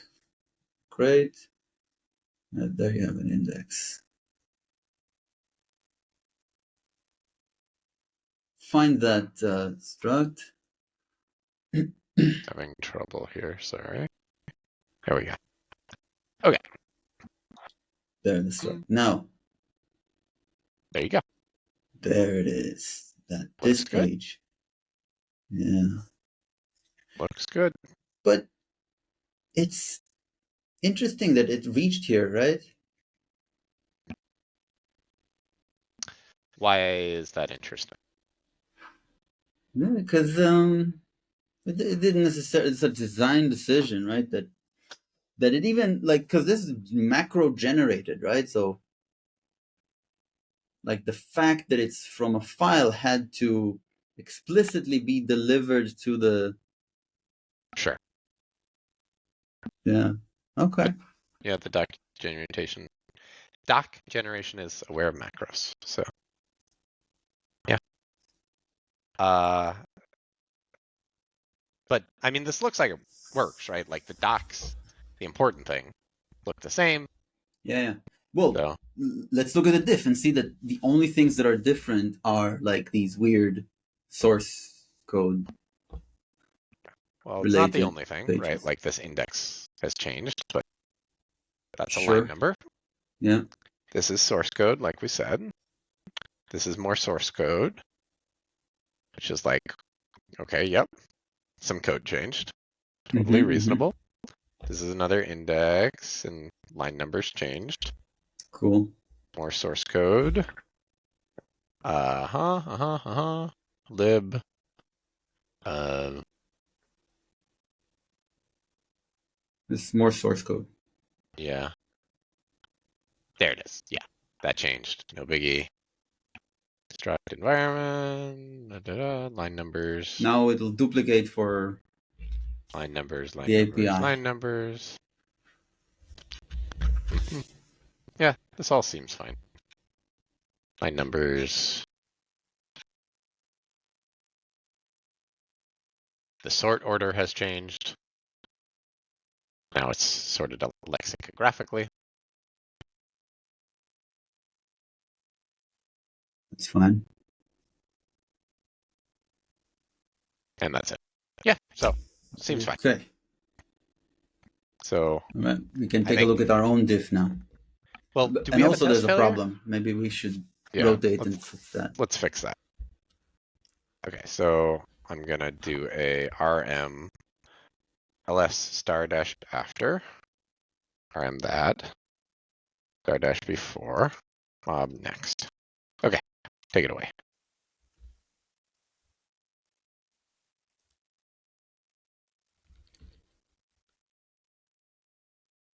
So here is the error. It seemed that Okay. this did not reach compile. That was weird because we had that issue. Is it just out of date? We had to fix it. Running this again. I don't know.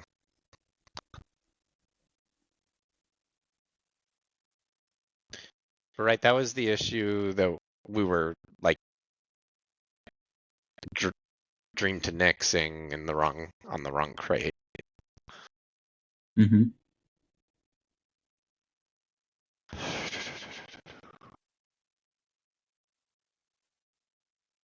But I feel like you This would have had that morning, change already.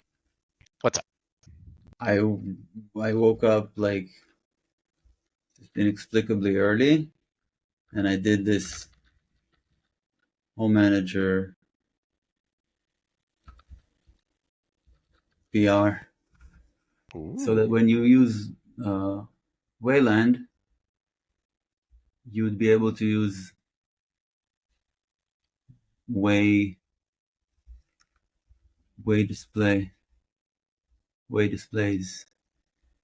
I Okay. need to change the title.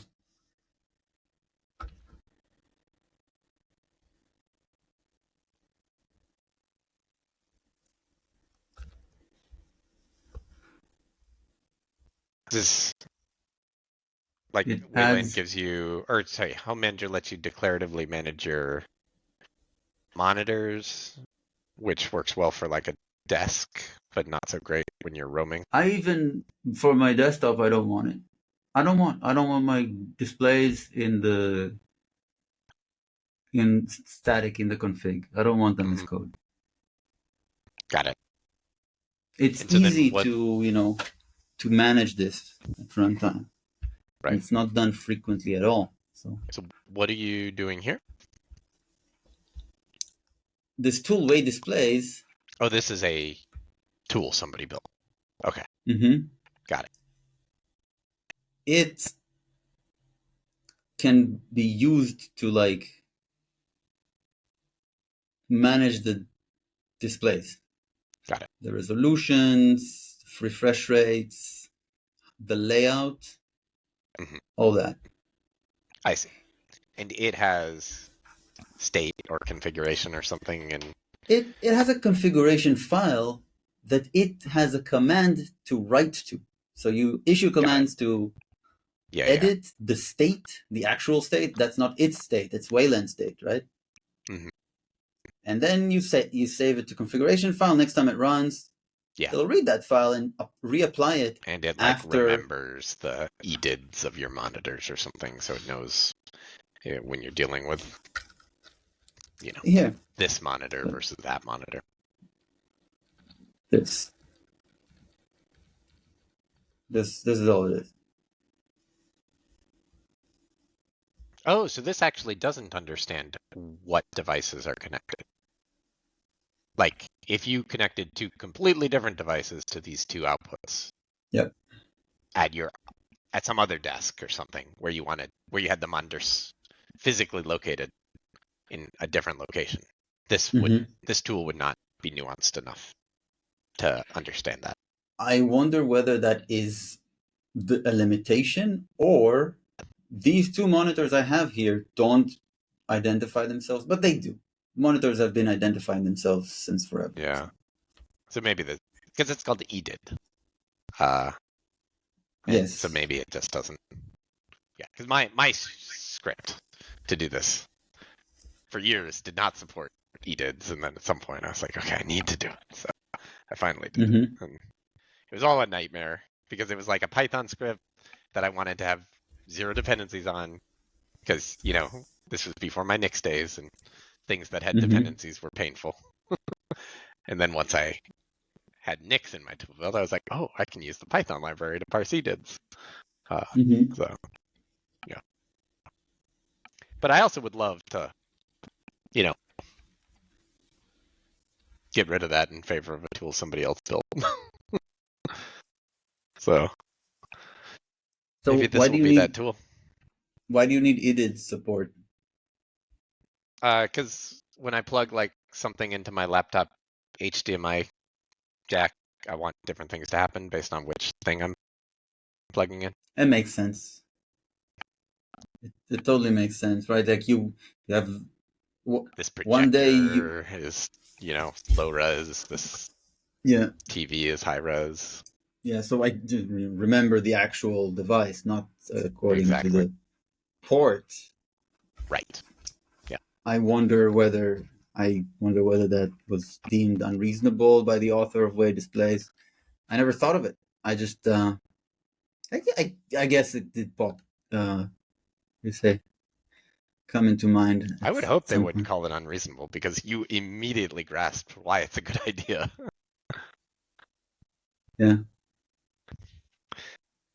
So, anyways, but yeah, again, this is all in the category of make Wayland, make it easy for me to switch to Wayland someday, Shahar.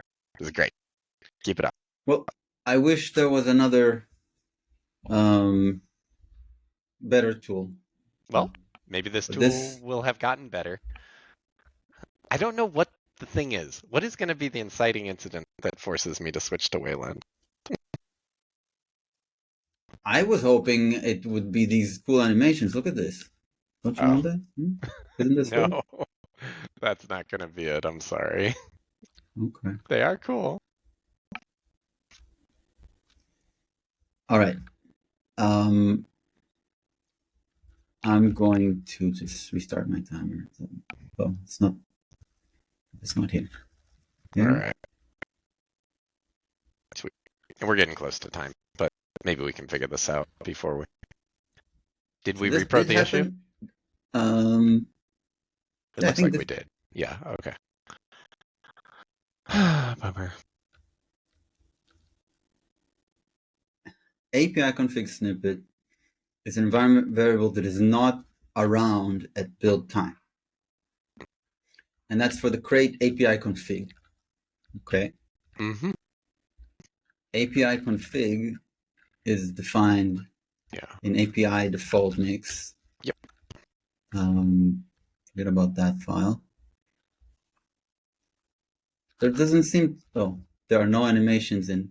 Yeah, so NeoVim has its own window management. Sure. NeoVide could add animations to closing on. Mm-hmm. Scroll So down a bit. it should be somewhere that says env Yep. here. Okay. So we're in Fetcher. We should look at API, right?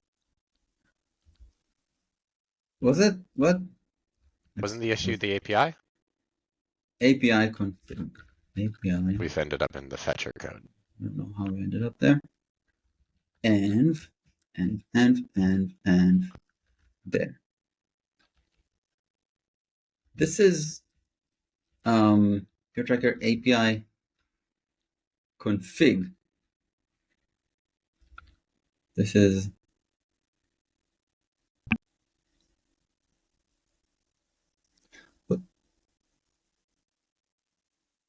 but we were building this derivation PR tracker API.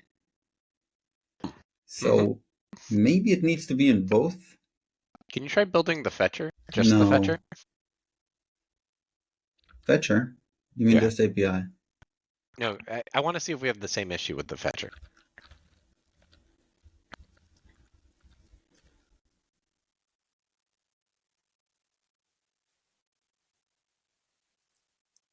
It's like a very similar pattern, right? It's like we got a fetcher config. We don't have this. There's no such. It's very possible I mangled this so maybe like look at the diff to see if I did something stupid. It's not that you did something like syntactically silly. Or change the name of the crate, I mean. Yeah. Okay, the fetcher also has the same issue. Okay. Yeah, no. I think let's look at. I don't know about the name of the diff, but I think I don't. Sorry, I think. Yeah, let's look at the diff. Fig.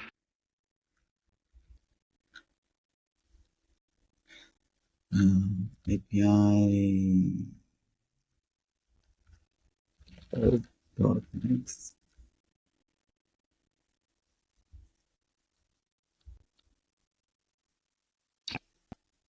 What? This part.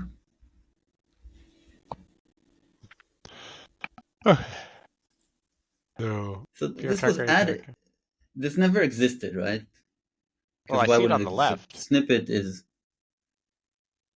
It's there on the left. So what do you mean it never existed? We're supposed to add this environment variable to a derivation that we're building, right? Mm-hmm. Derivation that we're building, it does correspond with a crate, but this is the wrong crate. I mean, it's true that this is the crate that ends up using this environment variable. Okay. But I think the derivation this is the derivation that builds it is the. Okay. All right. That's what we had. Then we moved this because something happened when we were trying to build the docs. But I guess let's move it back and just because I understand what you're saying. That sounds reasonable.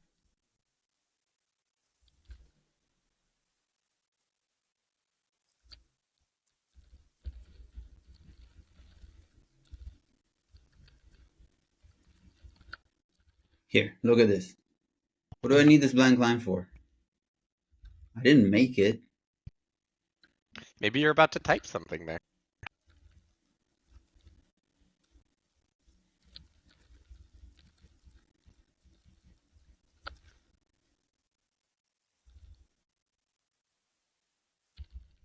I surmise that this.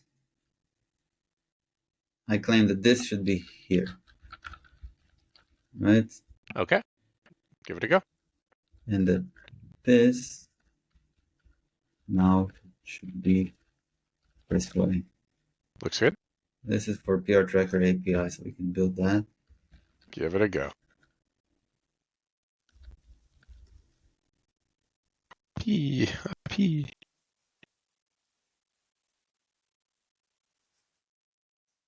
So I think we're good with this, right? But then there might have been another derivation, right? Yeah. Different derivation that failed. We'll track them all down. That would be a nix like check, right? So should I, for the purpose of nix? No, I don't have many. I don't. So we just did the API. Let's also do the fetcher because that has the same issue. Okay, this is install phase. Let's let that happen.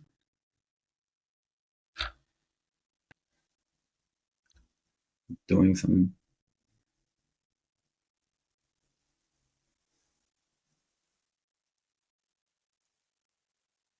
finish Can we change scripting, the fetcher? build, programming docs. Program docs is shared, right? So there won't be a problem with that. Oh, No, there is a problem. okay, And it's great. the API. How? So this is probably the thing that caused us to move it. Yeah, And so I think we need it in both both. places. Seems like it. But why? Because It's the included they program are docs thing. distinct derivations that end up being like merged. Cargo Doc doesn't know about this, that they end up being merged. I remember that's what NCI does. Oh, okay. So ideally, we'd have it only in like the dependency crate and like propagate it up. But we are This is soon all about going to to go away remove soon. program Yeah. docs. So We're going to remove program docs and we're going to remove the API config crate. So a lot of this is that's going to right. change. That's right. So yeah, I'd say duplicate it and I can live. It's going to get cleaner soon. Duplicate The this. env, yeah.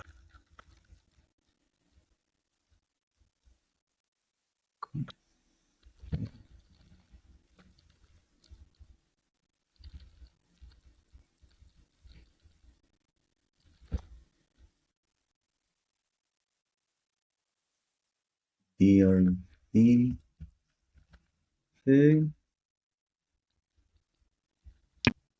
and Looks good. here's another blank line. Hmm. Okay. Okay. Fetcher. Or Altnix. We're going to keep this.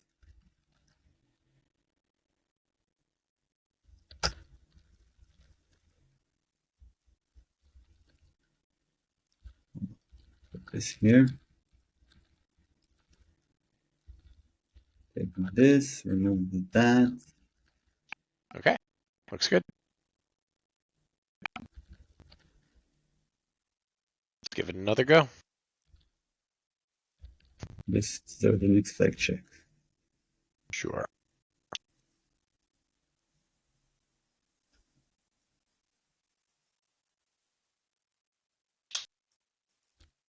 And use tracker. Next. If hit diff.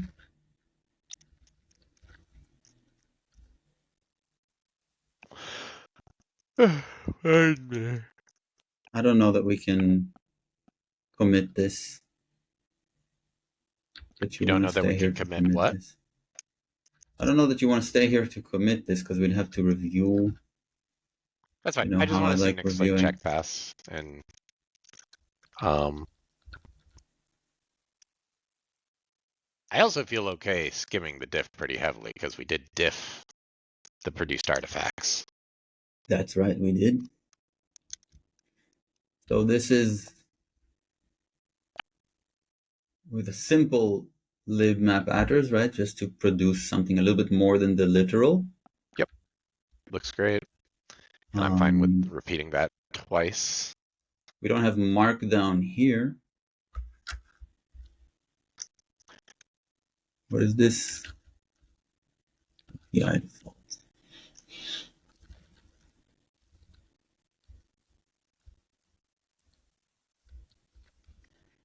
It's silly to have markdown there. Yeah, it is silly. Yeah. We could do it to be consistent, but not doing us any good. Okay, markdown.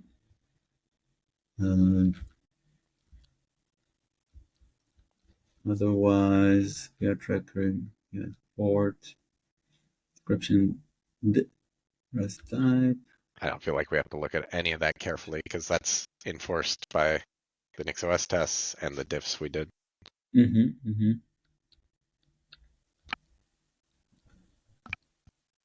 And this is A little bringing in unfortunate the right duplication. environment struct That'll get file. better soon. That makes sense. We added the env here Possible and we the don't env need here. the file set stuff anymore? Like, is that used anywhere?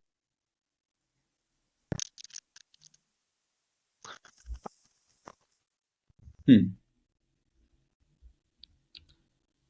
Like, did we just add it for these markdown files? You have it in util. Okay, great. Oh, migrations have some JSON in them. Wonderful. Great. Carry on. We have a failing test. Maybe not. But, whoops. Data crash. That's unfortunate.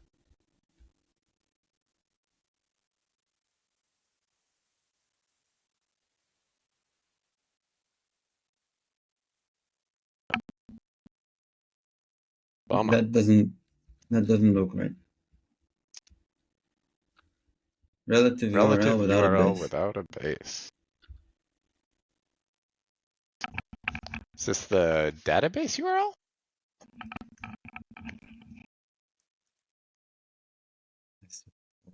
What other URL is there? Yeah. Maybe it's that anonymous variable thing that I did.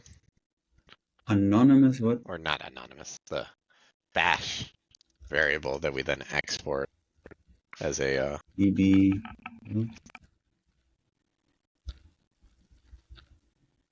This? yeah.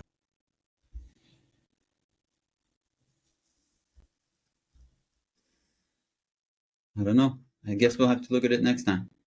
Sounds good. All right, well, we have a failing test and a diff to look at. Getting close. Cool. All right. Later, man. Thank you for watching. Please like, share, and subscribe and everything. Until next time, be well. Bye.